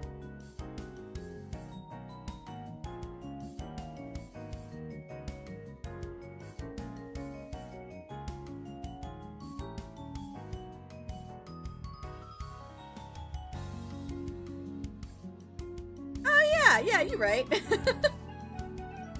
Neat. Okay. I was hoping to seal a whale or kaiju breach, but no such luck. Well, you never know. We still got a few hours until we arrive. I glance at Fuko and get a better look at her. Actually, they're both all just hair, honestly. They're both just nothing but hair. She's got a camera hanging from her neck, but she hasn't taken a single photo today. Normally, by now, she would have taken at least 20. She's just staring down at the deck. Her arms are completely limp at her sides. She could be thinking about everything or nothing. Fuko? Fuko! I wave my hands, but there's no response. Oi, sis! Yu snaps her fingers, but Fuko still doesn't respond. Murder! Yu grumbles before pulling her arm back and smacking Fuko's butt. Hiya! Fuko springs to life. Hey, what was that for? You weren't responding. I had to make sure you were still kicking. Oh, thank you. What were you even doing? Fuko glances at me and taps her index fingers together before responding. Just thinking. About? Stuff. What kind of stuff? My, itinerary? Oh, nice. I had the same idea. What do you want to do first? Hit the beach? The bar? The spa? Fuko looks frazzled. She looks like a cornered animal looking for an escape route. Fuko? Did you have a bad dream last night? Eh? Why would you ask? Call it intuition. Is that true, sis? Fuko glances at me, then at you, then me, then at you, then... I wouldn't call it a bad dream per se. Okay, do you mind talking about the dream? Why do you want to know? Because it could make for a good story scenario. You're right! I can't let this go to waste! Fuko clears her throat. So there I was, sitting naked in a caged area. Oh my god, here we go. Yu is smiling, but her eyes are screaming. Uh-huh. Do you have dreams like that often? I'm always naked in my dreams, but I'm never in a cage. I'm usually in a classroom. Oh, you still get those school nightmares, huh? Yeah, let's go with that. Anyway, it starts raining corn and soybeans, well-cooked corn and soybeans too. It smelled just like how Mom used to make. A wistful look cascades against Yu's face. Her smile melts into a lonely frown. Her eyes fall halfway shut, but it only lasts for a moment. It's soon replaced with a melancholic smile. It's heartwarming yet devastating to look at. It started off as a mere drizzle, but before I knew it, I was ankle deep in corn and soybeans. So I just started eating the corn and soybeans. No chopsticks, no spoon, just started shoveling every bean I could into my mouth. Each bite tasted better than the last. Did you not eat dinner last night? I had some leftover pizza. Huh, guess you were really just craving some edamame. I do usually smell like edamame when I come home. Maybe your brain smelled that into your sleep. Perhaps. Is that all that happened in the dream? Nay, we're just getting started. Now I want pizza. Oh man, pizza sounds yummy. I could go for like a nice stuffed crust pizza. Ugh, that sounds delicious. nay, we're just getting started. I kept eating and eating and eating and eating and eating. I could feel my tummy getting bigger and softer and rounder, but I could never felt full, so I just kept eating. Next thing you know, I was a big old wobbling blob. How isn't that a bad dream? That sounds like some body horror shit right there. One man's body horror is another man's pleasure. What? See, I couldn't reach any more beans or rice because my arms had grown so flabby. But luckily, a hose descended from the sky, popped myself. Oh my god. It's an inflation dream. Oh god. Okay, I've heard enough. So then a bunch of robot hands appeared out of nowhere and started massaging my giant belly. La la la la la la la, I can't hear you. And then I woke up when you tickled my belly. The end. That's it. I'm putting you on a diet. Fuku hugs her plump tummy. No, I need it to survive winter.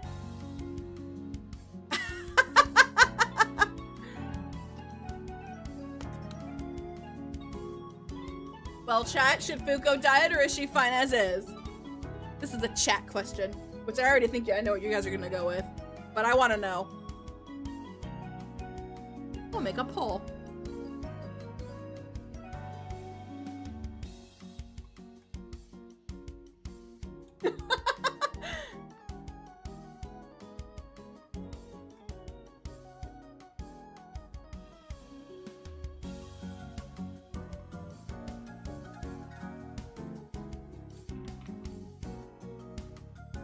Okay, I'll do 3 minutes because I know that ad break's about to start.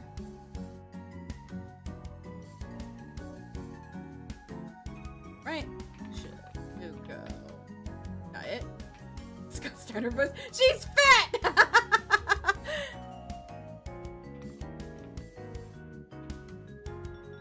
Okay. Alright, I got the poll up.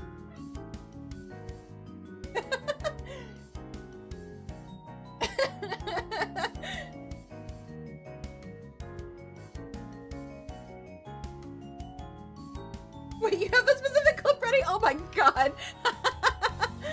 Oh, that's funny.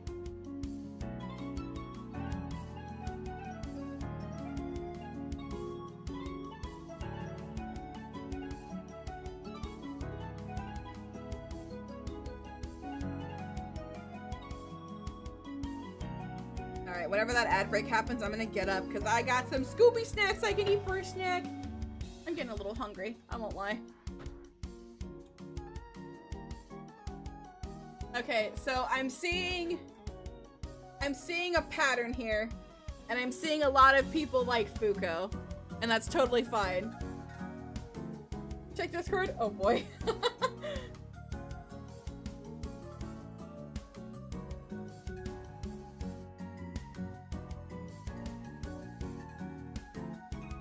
Oh my god.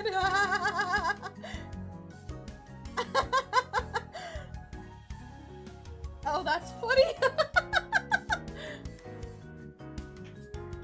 Alright, so the ad break's starting in about a minute. I'm gonna get my Scooby snacks. I'm gonna do some squats, and then we will continue this summer vacation. I think this is still a dream, honestly. Cause I don't think I could see Naya just up and telling Fuko, hey, you need a diet. That seems like a really rude thing to say to her. She's fat!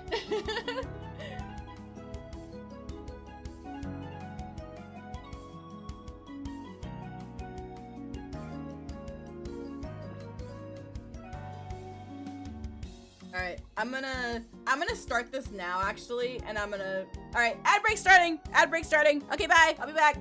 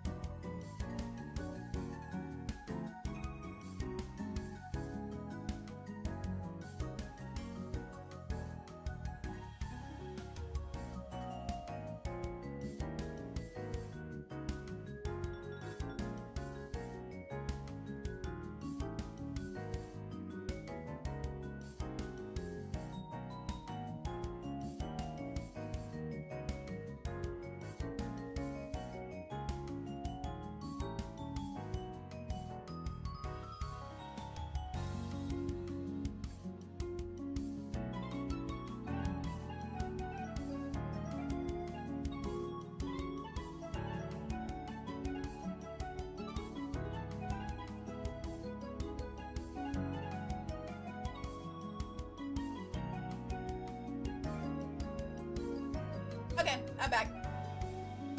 I got some Scooby snacks, and I got an extra bottle of water. Now it's time for me to do my squat.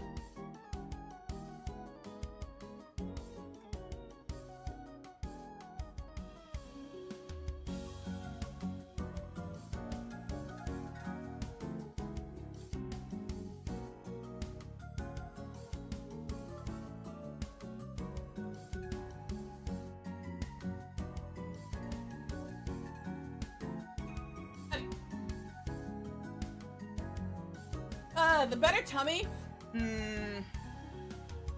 I say a leg. My choice is a leg.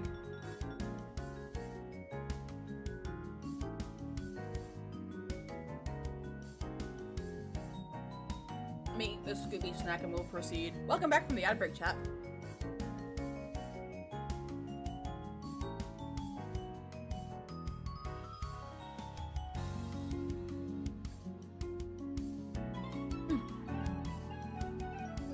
I like it when you can see a leg's eyes a little. It's so cute. I love her little tummy dance that she does.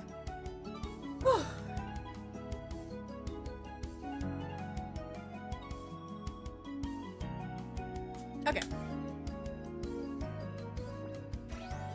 I don't know. I think Fuko's pretty cute as is. What? The chubster wins again. Whatever. Have fun pissing rocks. I feel a little closer to Fuko now. All this talk about food reminded me why I came over here in the first place. Hey, Yu, how well do you remember the shift we had last night? As well as any other shift. Why, you forget something?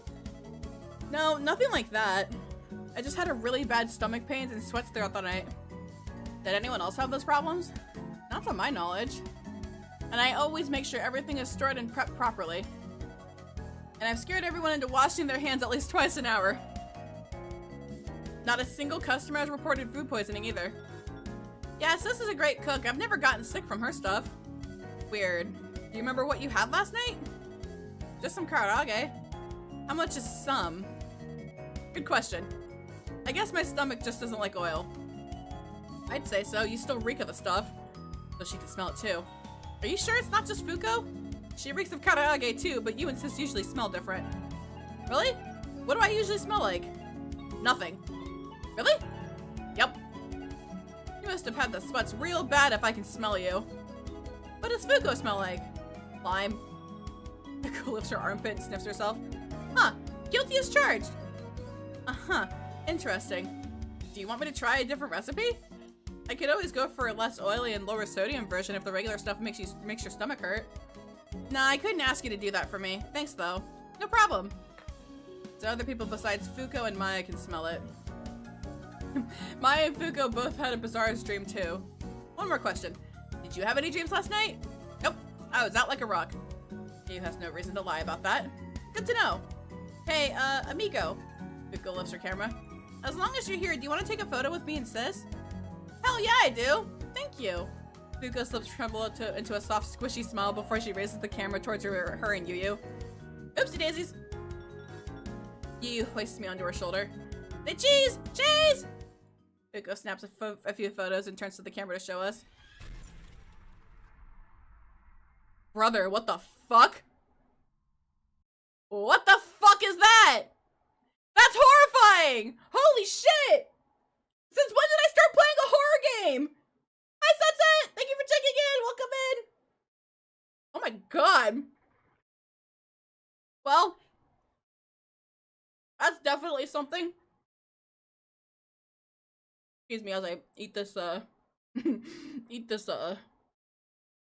this Scooby snack. What the hell? I feel Fuko's skin turned cold. Oh my gosh, Sis, this looks so cute! Your photos have improved so much. That's a man-eater. Didn't I kill this damn thing last night while playing Castlevania? I don't know, did you?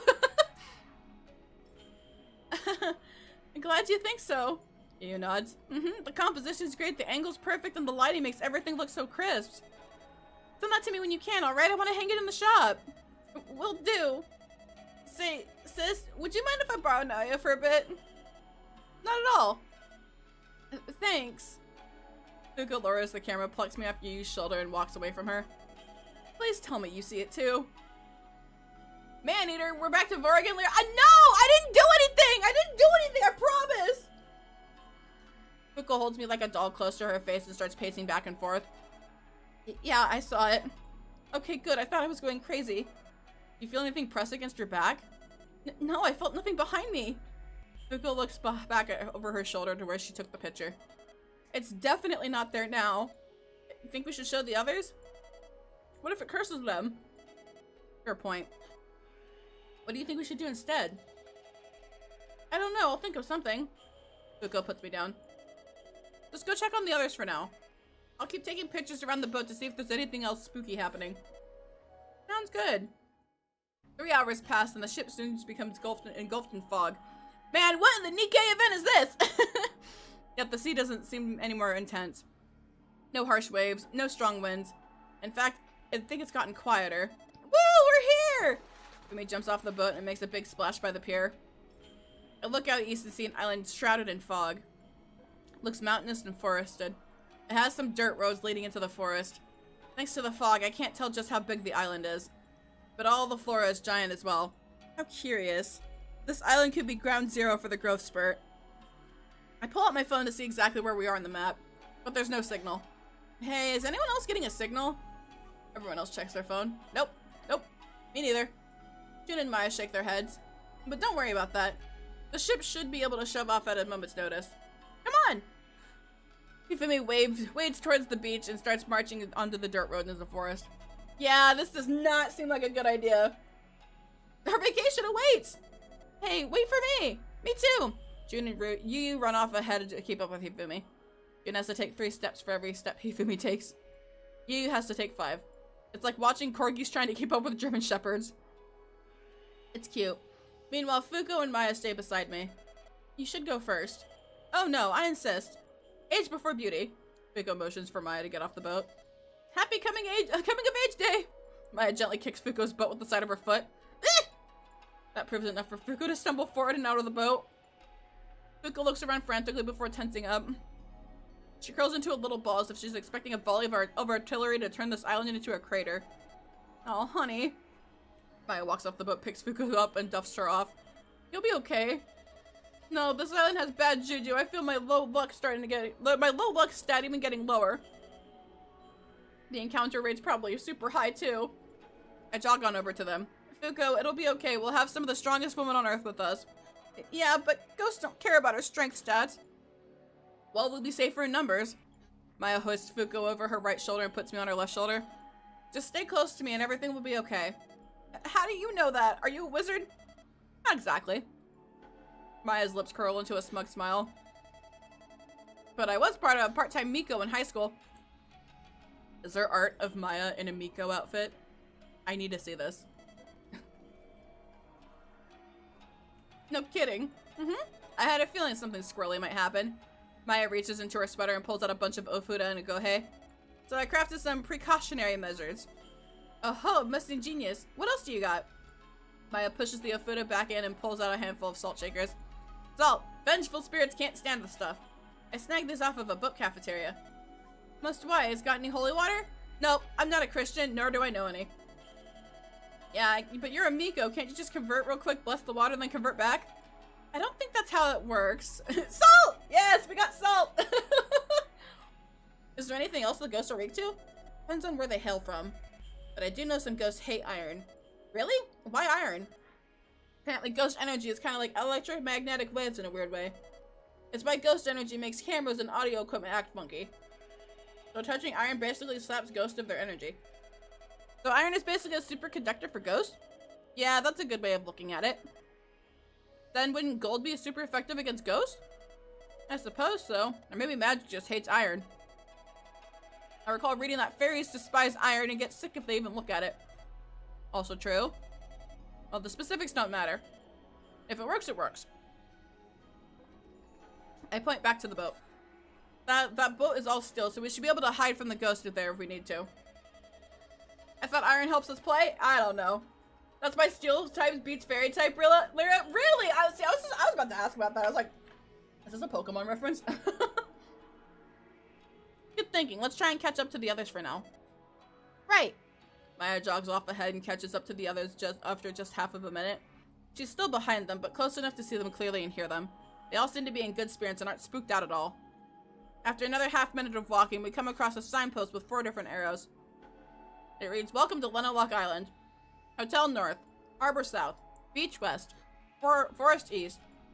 The sign is roughly 30 meters tall. It looks withered and older than me, so this island can't be new. The area we're in now has some trees and some hills, but I wouldn't exactly call it a forest. If it wasn't for the fog, you could see pretty far in all directions. So, what made you want to be a Miko? Did they get paid well? The pay was pretty decent, especially for a high school student. About 8,000 yen a day. Oh dang, that is decent. But I just wanted the job because I really wanted to wear the Miko outfit. Based! Would you, happen to still have the outfit? Oh no, I had to return it when I retired. Shame, too. I had a lot of good memories in that uniform. Like what? I kinda sorta lost my virginity in it. Ma'am! Nice! It's a miracle you weren't cursed earlier. Maya giggles. Oh, relax. It's only a uniform. I made sure to purify it afterwards. How was it, if you don't mind me asking? The cosplay sex? The best I ever had. Maya bites her lip. I looked so freaking cute in it. And knowing I wasn't supposed to be doing it, and the fear we might get caught. This bitch is a fucking exhibitionist! Wait a minute! Ma'am! Okay, so not only is Maya horny all the time, she's an exhibitionist, and she does cosplay.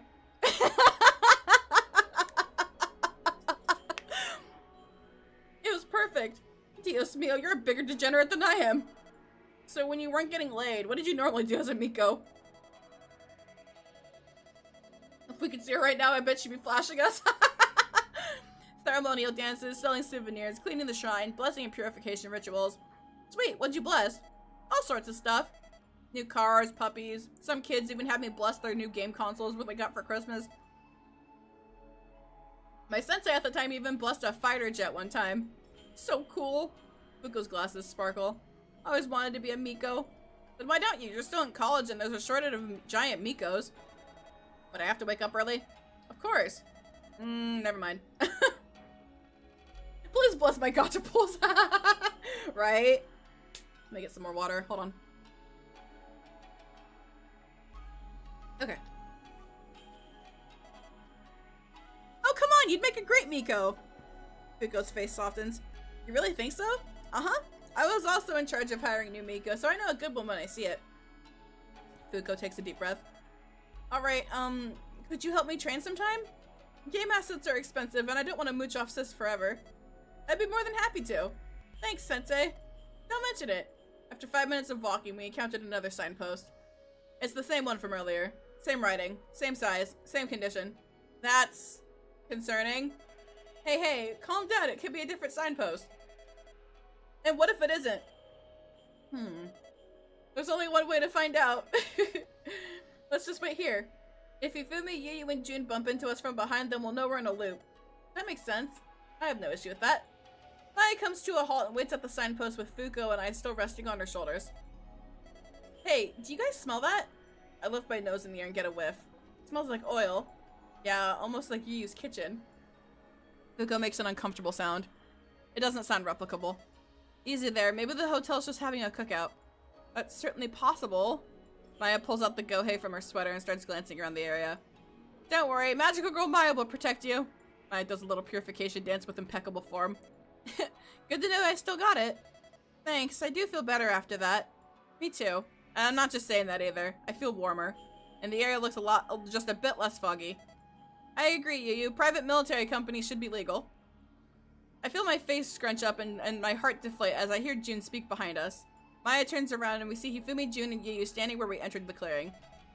Oh, hey guys. Wait, weren't you behind us? That's weird. We didn't take any rights or lefts, right? Nope, we were just walking straight the whole time. Spooky. Did you not notice the repeating signpost? We thought the island was just really long.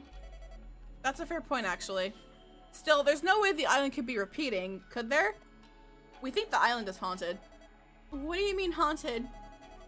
Well, do you remember when we went to the beach last year? Yeah? How? The cursed Colonel Sanders! Warm smile cascades across June's lips. Well, we kind of sort of unearthed the cursed object. EU tenses up. What was the object? Do you remember the statue that the baseball team threw into the river? You're joking. I thought they buried that thing decades ago. I guess they moved it or something. Are you sure it was the same one? How many mascot statues have vengeance against the Japanese? You quickly looks around the area. What happened to the statue? What did you three do with it? We reburied it immediately. We didn't take any of its treasure either. Hey, Pyro! Thank you so much for the raid! Welcome in, raiders! Welcome in! How are you guys doing? If you guys do not know who I am, my name is Lira Seishi. I'm a celestial moon rabbit giantess VTuber. Little buddy across the screen from me is Tudo. We look for lost stars like you. I'm a variety streamer, so I do a lot of JRPGs, retro games, gacha games, fighting games, and ASMR. That be me. How was Digimon? How was Digimon? Thank you for the shout out, Sunset. I appreciate it. How you guys doing? How you guys doing? I will take this opportunity to eat my snack. But thank you so much for entrusting your community to me. I appreciate it. I hope your stream was well. I hope your stream was well.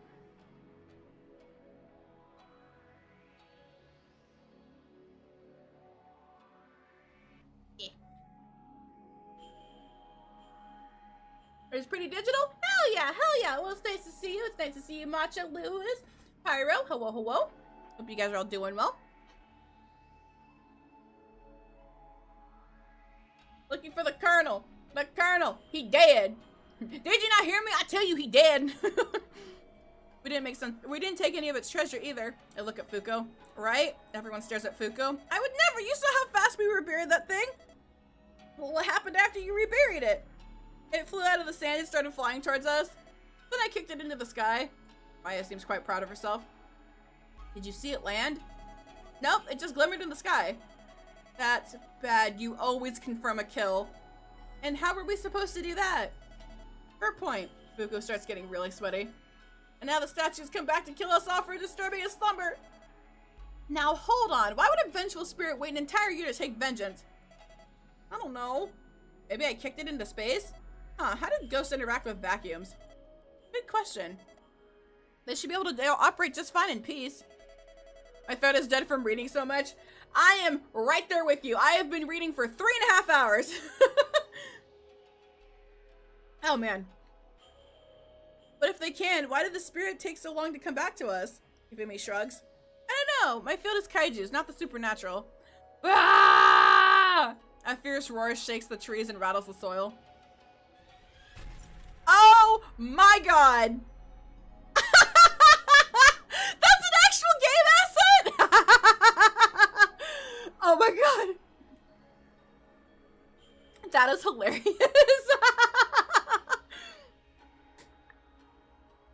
Oh my god. Not the June Doros, it's so over. Yeah, the Joros! You see a legion of grotesque creatures. They all stand roughly 12 meters tall. Pale, stubby bodies, hollow eyes, and a smile that is misshapen yet full of malice. They don't blink.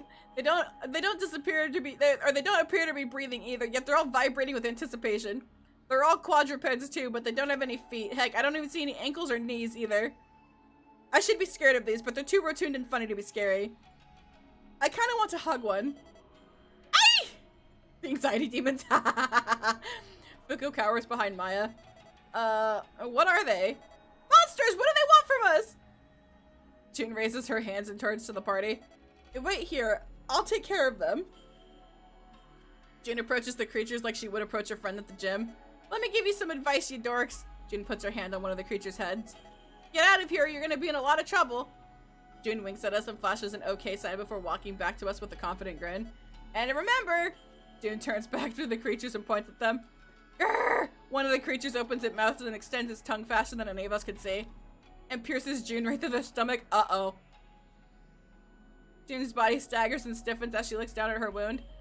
Her eyes are wide yet hollow, unable to comprehend what just befell her. She grabs the tongue, trying to pry it out of her, but it doesn't budge. Ah! Get away from her! Hifumi sprints towards the horde of creatures and starts stomping and kicking them. Every time she kicks one away, another one rises from the ground and takes its place.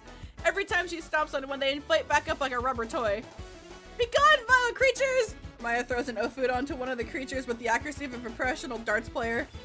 The Ofuda attaches itself to the creature's head and envelops it in a pink light before evaporating it. Whoa, magical girls are real! Yet no matter how many of the creatures Hifumi kicks or Maya exercises, they keep emerging from the fog. Before long, June holds her neck and starts coughing a sizzling golden brown liquid. Her body starts trembling as golden brown tears start running down her cheeks. Within seconds, her skin starts sweating the same golden brown liquid. The creature's tongue retracts back into its mouth, and June falls backwards amidst a sea of creatures. She writhes and cries on the ground as her body slowly morphs into fried chicken. The creatures all lick their lips before crowding into the pile of crispy, crunchy June breasts, thighs, and fingers. Uh-oh! They all begin devouring her. What the fuck? They're eating her, and then they're gonna eat me! Oh my god! Retreat! I'm almost out of Ofudas! Maya starts running away into the forest with Fuko and I on her back. Autistic screeching! Judy, I'll avenge you! Mimi shakes the creatures off before retreating with us. What the hell? Yu runs while clutching her mouth as if she was trying to stop herself from vomiting. After a minute of scurrying, we all take a moment to rest ourselves and regroup. Judy! Judy! Mimi looks shell-shocked. I didn't think she would be scared of anything that size. Autistic screeching! Fuko's foaming at the mouth. Yu's entire body is trembling. Even her eyes look ready to vibrate out of her head. Her body heaves and heaves, but nothing comes out. Yet Maya remains undeterred. She's visibly shaken like everyone else, but she just kneels down, pulls more paper from her sweater, and makes new Ofudas. This doesn't feel real. This has to be a nightmare or some kind of elaborate prank show. Giants make sense. I'll even believe kaijus exist, but those things, I can hardly wrap my head around them. Let alone this island. As I breathe in, I notice the scent of oil getting stronger and more putrid by the moment. Is it the creatures making that? Or is it the entire island in some sort of deep fryer? What do we do? Jimmy stares, looks at us. I don't know, sis, what do we do? How should I know? You're the ones who pissed off whoever's controlling these things. Hold on. How do you know they're being controlled? I don't, it's just an educated guess. Well, don't yell, they know where we are. That statue ghost thingy hates Kansai, right? Maybe you two should apologize to him. For what? I didn't do anything. I already did. I reburied him and everything. Fuko points at Maya. If anything, the MILF should be apologizing. She's the one that kicked him into space. Maya ignores everything and continues to make Ofudas. Fuko slowly lowers her hand and head. Sorry. Oh my god. Before long, we're all visited by an all too familiar face. I shall finally have my revenge against the wench that disturbed my slumber. Who are you calling a wench? Doesn't wench just mean young woman? Oh, I thought it meant woman of the night. I think it used to mean prostitute. I thought it just meant young unmarried woman. It doesn't matter what it means. I was getting some good ass sleep, but no, you and your lard ass friends had to ruin it for me. It's time to perish. The air around us starts to grow thick and hot. So horribly hot. I feel like I'm standing in an oven.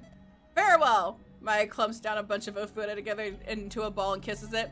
Miko bomb! She throws out at the spirit and an incredible light erupts from the bomb and makes the ghost and the legion of creatures behind him stagger. Sweet mercy! The ghost starts cursing in tongues. I don't know what he's saying, but he sounds mad. The light doesn't hurt us, however, it feels warm. The stench of oil is gone, and the temperature has reverted to normal. But I can still see the statue glaring at me. It will kill me, even if it's the last thing it does. Fortunately, Hifumi picks me and Fuko up and starts running north with Maya and Yuyu. The three of them run and run. Hifumi leaves craters behind with every stomp. Yet no matter how hard she breathes, no matter how fast she pumps her arms, the fog around us refuses to disperse. We run for 10 minutes north and pass the signpost a few times. It still looks the same. Are we even running? Did we die back in the forest? Is this just our purgatory until those creatures finish devouring us? The three giants continue to running until they grow tired and have to take a break. The fog has grown so thick I can no longer see Hifumi's body.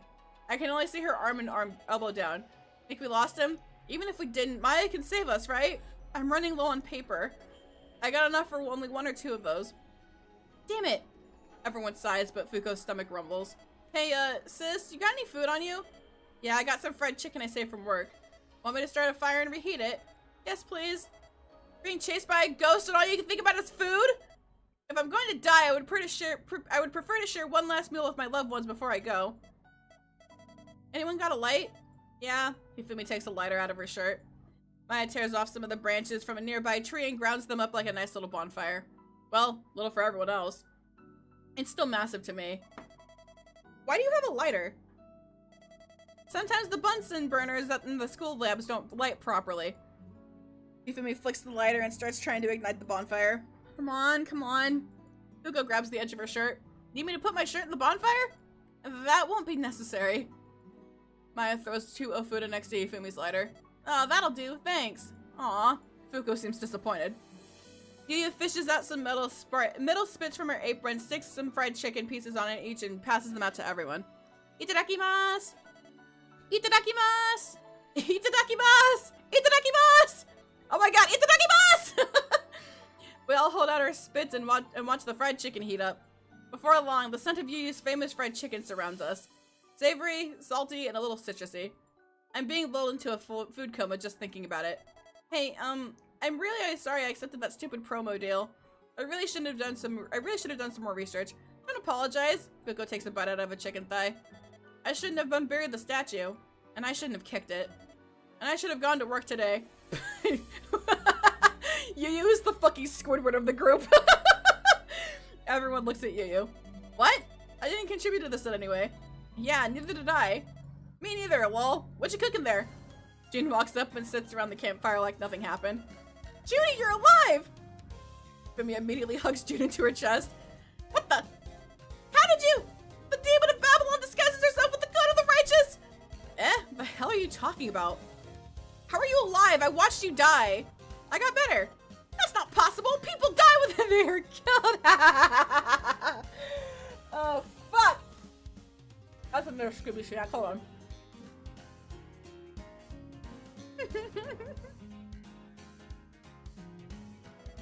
How did you survive? We all watched you get turned into chicken. June shrugs. I don't know. I just walked it off and thugged it out. Now gimme. June snatches a piece of chicken off Hifumi's spit and starts snacking on it. Everyone else gazes at June in horror. There's no way this is June. It has to be some kind of trick or illusion. If only there was some way of... Boop! Maya slaps an ofuda onto June's forehead. Nice. June sticks her arms out in front of her. Jiangshi mode, activate! Huh? It really is her. Still alive, are we? You're a crafty little... What the? The statue rotates towards June. I thought I killed you. Yeah, me too. June keeps eating the chicken. I'll do it again, and then I'll kill you as many times as it takes until you... The statue stops and rotates towards the chicken. That cannot be! The smell, the color. What did you put in that chicken? Everyone else slowly turns to you with held breath and wide eyes. Wanna try some for yourself? Why, yes indeed. Here you go. You prise a piece of chicken and tosses it towards the statue. The statue catches it and begins eating it like a dandy gentleman. Good heavens! Taste! The texture! Crispy on the outside, soft on the inside. Just the right balance between sweetness and savory. Just what did you put in this thing? 12 herbs and spices. It's a family secret. Statue stares at you for a second before smiling. I respect that. Was the end goal of the Colonel Sanders Render's story all along? Apparently so. You do? Indeed. The statue takes another bite of chicken and savors it a good while before continuing. Your recipe reminds me a lot of my own. It takes me back to my youth. Before the wealth, before the franchise, before those damn investors ruined my recipe. I don't know, I still think it's pretty good. He taps Fuko on the side. Hey, what was that for? Shh! I had no idea there were still cooks like this. Little cooks in Osaka. Io maintains a smile. What's wrong with Osaka? Oh, nothing. That's what the sad Yakuza sub-story music here. Oh, nothing. I just don't know why they had to throw an old fella like me into the river with some baseball. Yu chuckles and shrugs. I don't know, never really got into sports. Fair enough. The statue licks some of the grease off of its finger before taking another bite of the chicken. You know, when I eat this chicken, I feel like everything will be alright. The statue begins fading away. Were you worried about something? I'm old, lassie. Old people worry about everything. The weather, the government. Amen to that. But mostly the future. Why are you worried about the future? You're dead, ain't ya? Well, yes, but everything gets scarier when you're older. Everything keeps changing, yet you remain the same. Almost feels like the world's leaving you behind sometimes. I can relate. And I like to think I did an alright job raising my kids and leaving them a nice nest egg. But when I see how much the world has changed, I feel like I failed. I raised and trained them for a world that no longer exists. He leans forward with a wry smile. You almost sound like my old man there. Yeah, well, all fathers are all the same deep down. They all want what's best for their little girls. Some don't know what is best, though. Becoming obsolete is a scary thing. It really is. Like, you just sit there and like you think everyone's moved on and done stuff, and then you're sitting here like, did I get left behind? It's happening more than you think. It's happening a lot more than you think. The Colonel's morbid. Even though my kids and my kids' kids and my kids' kids' kids are all long dead, I can't help but wonder what if I could have done more. Take them to more dinners. They had to walk away for a bit, come back, and now the Colonel's here? True! Take them to see more movies, more parks, more anything. You and Fuku's lips start trembling. Hey! Yu reaches out and pats the statue on the head. Don't worry about it. I'm sure you did your kids proud. Yu takes a bite out of the fried chicken and winks at the statue. And your food has touched countless people. Really now? Fuku nods. Oh yeah, your chicken is basically synonymous with Christmas in my country. Huh. Not sure how I feel about that. You also helped inspired me to become a chef. Really? Yeah, I took one bite of your chicken as a kid and I knew I could make something better. Everyone else tenses up around us. And you did. The statue flashes a smile devoid of any malice or anger. I finally found a successor. The statue grows more and more transparent by the second. Seems like I can finally move on. With food like yours, the future will be alright. The fog around us begins to dissipate as well. Damn right it'll be. Yu pats her chest twice. I'll make sure of it. Wait, before you go, can we still play on your island? Sorry, Lassie, there was no island. This is the Great Pacific Garbage Patch the whole time. What? Goodbye, and thank you for everything. Fuku and Yu wave goodbye to the statue as everyone else swims through garbage. What a good man! Yeah, I think I need to expand my fried chicken menu now. In memory of him. I hate this. I'm going to stink. Wanna just spend the weekend in Hawaii instead? Sure thing. Phoebe and Maya start swimming towards the boat. Race you there! Jin starts swimming through the garbage patch at an impressive pace. Do you need a ride? You don't have to swim in the garbage if you don't want to. No, I like the garbage. I feel at peace here. I feel pure. What? Just ignore her. Yu climbs onto Hifumi's back. I didn't even know the garbage patch was still here. I thought they got rid of it 2 centuries ago. Maybe it's a new garbage patch? Ah, maybe. Upon reaching the boat, we all take a nice long shower and spend the rest of the weekend in Hawaii. It was alright, but the fried chicken we had there tasted way better than I was expecting. Wait a sec, Lena lock. I swear to God! God damn it! His Colonel spelled backwards! I am very stupid. And I have no energy, so I have to sleep.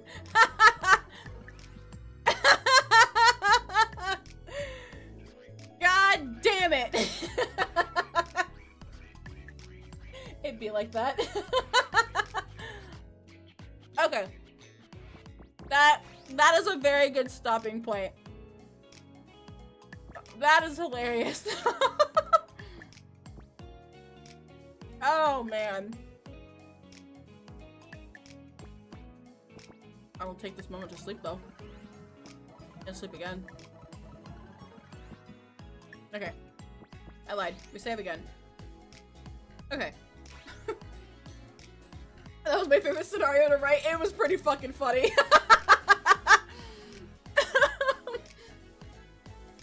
Oh man. I didn't even think about it like that. I was like, what the fuck is Little Lock Island? I have never heard of this. Alright, we are going to go to my bedroom for just a moment. It does not feel like 4 hours. Holy shit. Time flies when you're having fun, eh, chat? Time flies when you're having fun. Okay. Give me just a second.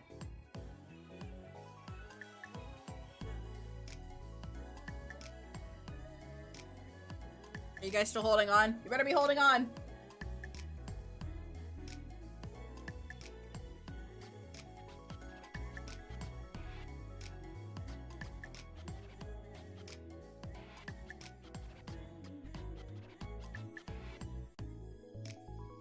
Somewhat holding on. You know, that's fair. Okay. Oh god. I'm choking on my fucking Scooby snack. I already saved. Okay. I don't know, you just gotta hold on to something. That something can be anything. This game takes over my VTube studio for a second, and I have to like do this manually. All right, chat. Well, that was a ton of fun, actually. That was a lot more fun than I thought it would be. Oh man. Okay. Can I hold on to Lira? You sure can. You sure can hold on to me. Absolutely. That's why I've got one of you guys. Let me get a little closer. I got one of you guys right here, and I got one of you guys on my head. Of course you guys can hang on to me, silly. Yeah, I told you, I wasn't kidding. I made a second Impact soundtrack playlist. I was not kidding. Capcom's not gonna bonk me for this, right? Surely not. I'm sure it'll be fine. Since they don't want to put it on Spotify. Like, what's second Impact? We don't know what that is. We know what Third Strike is, but we don't really know what that is. Who's Gil? Who the fuck is Gil? Okay. I'm holding on to Lyra's anime protagonist face holders. That's crazy. Alright, so tomorrow I'll be starting later because I do have work, but I'll be back with more Pokemon. But I appreciate you guys being here. There will be more Big Beautiful Women next week. Same time. I don't think I work Thursday. I don't think so. I need to check, honestly. I have not checked my work schedule yet. But Wednesday and Thursday should definitely still be the Wednesday and Thursday at noon 30 should still be the correct time. And before I forget, if you guys play Street Fighter 6 and you have it on any sort of platform, I am having a hangout this Saturday. This Saturday at 12 p.m. CST. I will be having a little hangout. If you guys want to hang out and say hi, chill, vibe, fight to the death even. Don't actually fight to the death. That is Karna. Yes. I've got Killer Queen. I've got, bro, I'm forgetting names right now. Holy shit. Oh, yes. Okay, so I got Killer Queen, I got King Crimson, I've got Tudo over there, I've got Karna, I've got Celica A. Mercury, and I've got Matoi from PSO2. Gonna be fun. Hopefully the connections will be good. I hope so too. We might need to do some finagling because I think there's a couple of not US players that'll be there. So if we need to jump to like an EU server, we might need to do that. But we'll figure it out. I want to make sure that everyone's able to play, and I'll be taking a lot of pictures. I plan to change my outfit. I'll probably wear the Alex getup. I gotta rep my boy. Okay. So, furthermore, that doesn't mean what is happening. My playlist doesn't continue. I have to manually click it. Whatever. It's fine. It's totally fine. But yeah. Yeah, it'll be around noon. If you are not part of my Discord yet, make sure you join my Discord. We'll be meeting there for VC if you guys want to hang out there. But yeah, I'll be taking a fuck ton of pictures. I'm gonna try to anyway. I should probably get used to that camera. I will try to get used to that camera because I don't think I could just like, I don't know, put like a reshade on Street Fighter 6 and take pictures that way. But we'll see. Probably need to make a picture for that too to promote that because I think I'm just promoting it in my stream and I have not promoted it on social media. I'll be doing that tonight actually before bed. But yeah, once again, thank you guys so much for being here. I appreciate it. Tomorrow evening will be more Pokemon Black. I gotta beat Elena's ass because she's a bitch. Wait, did I already do that? Wait. No, I'm sorry. I think I already beat Elena's ass. Did I? No, we're beating Elena's ass. That's what it was. I was like, did I beat her ass? I don't remember. Let me see if I can send you guys over to though.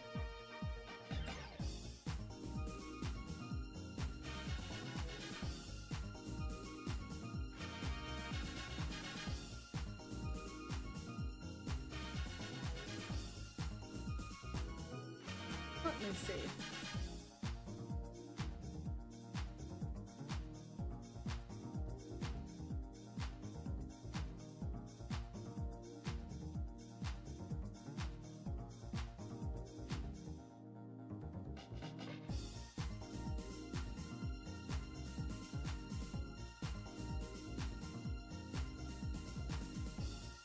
What do you mean your every Nan didn't go off? What do you mean?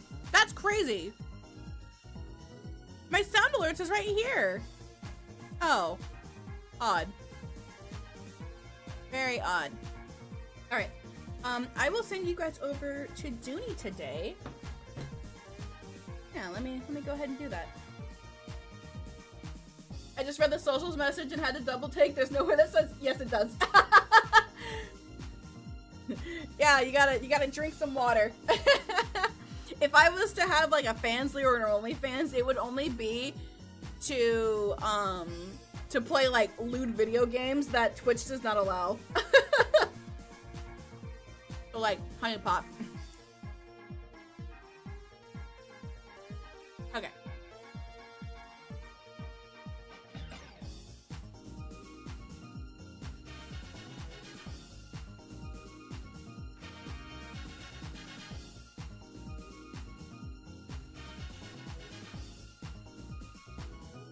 Okay.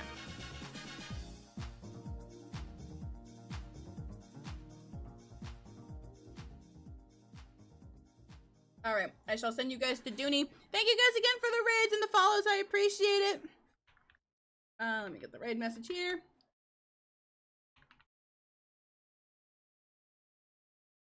Okay. Now then, with that being said, this is Lira Seishi hopping on out of here. I will see you guys tomorrow for fun times. Stay shining, stay hydrated, bnnuy, and please stay cool. It's beginning to get warmer, so yeah, please stay cool, please stay warm. All that fun stuff. I'll see you guys tomorrow or on my Discord, one of the two.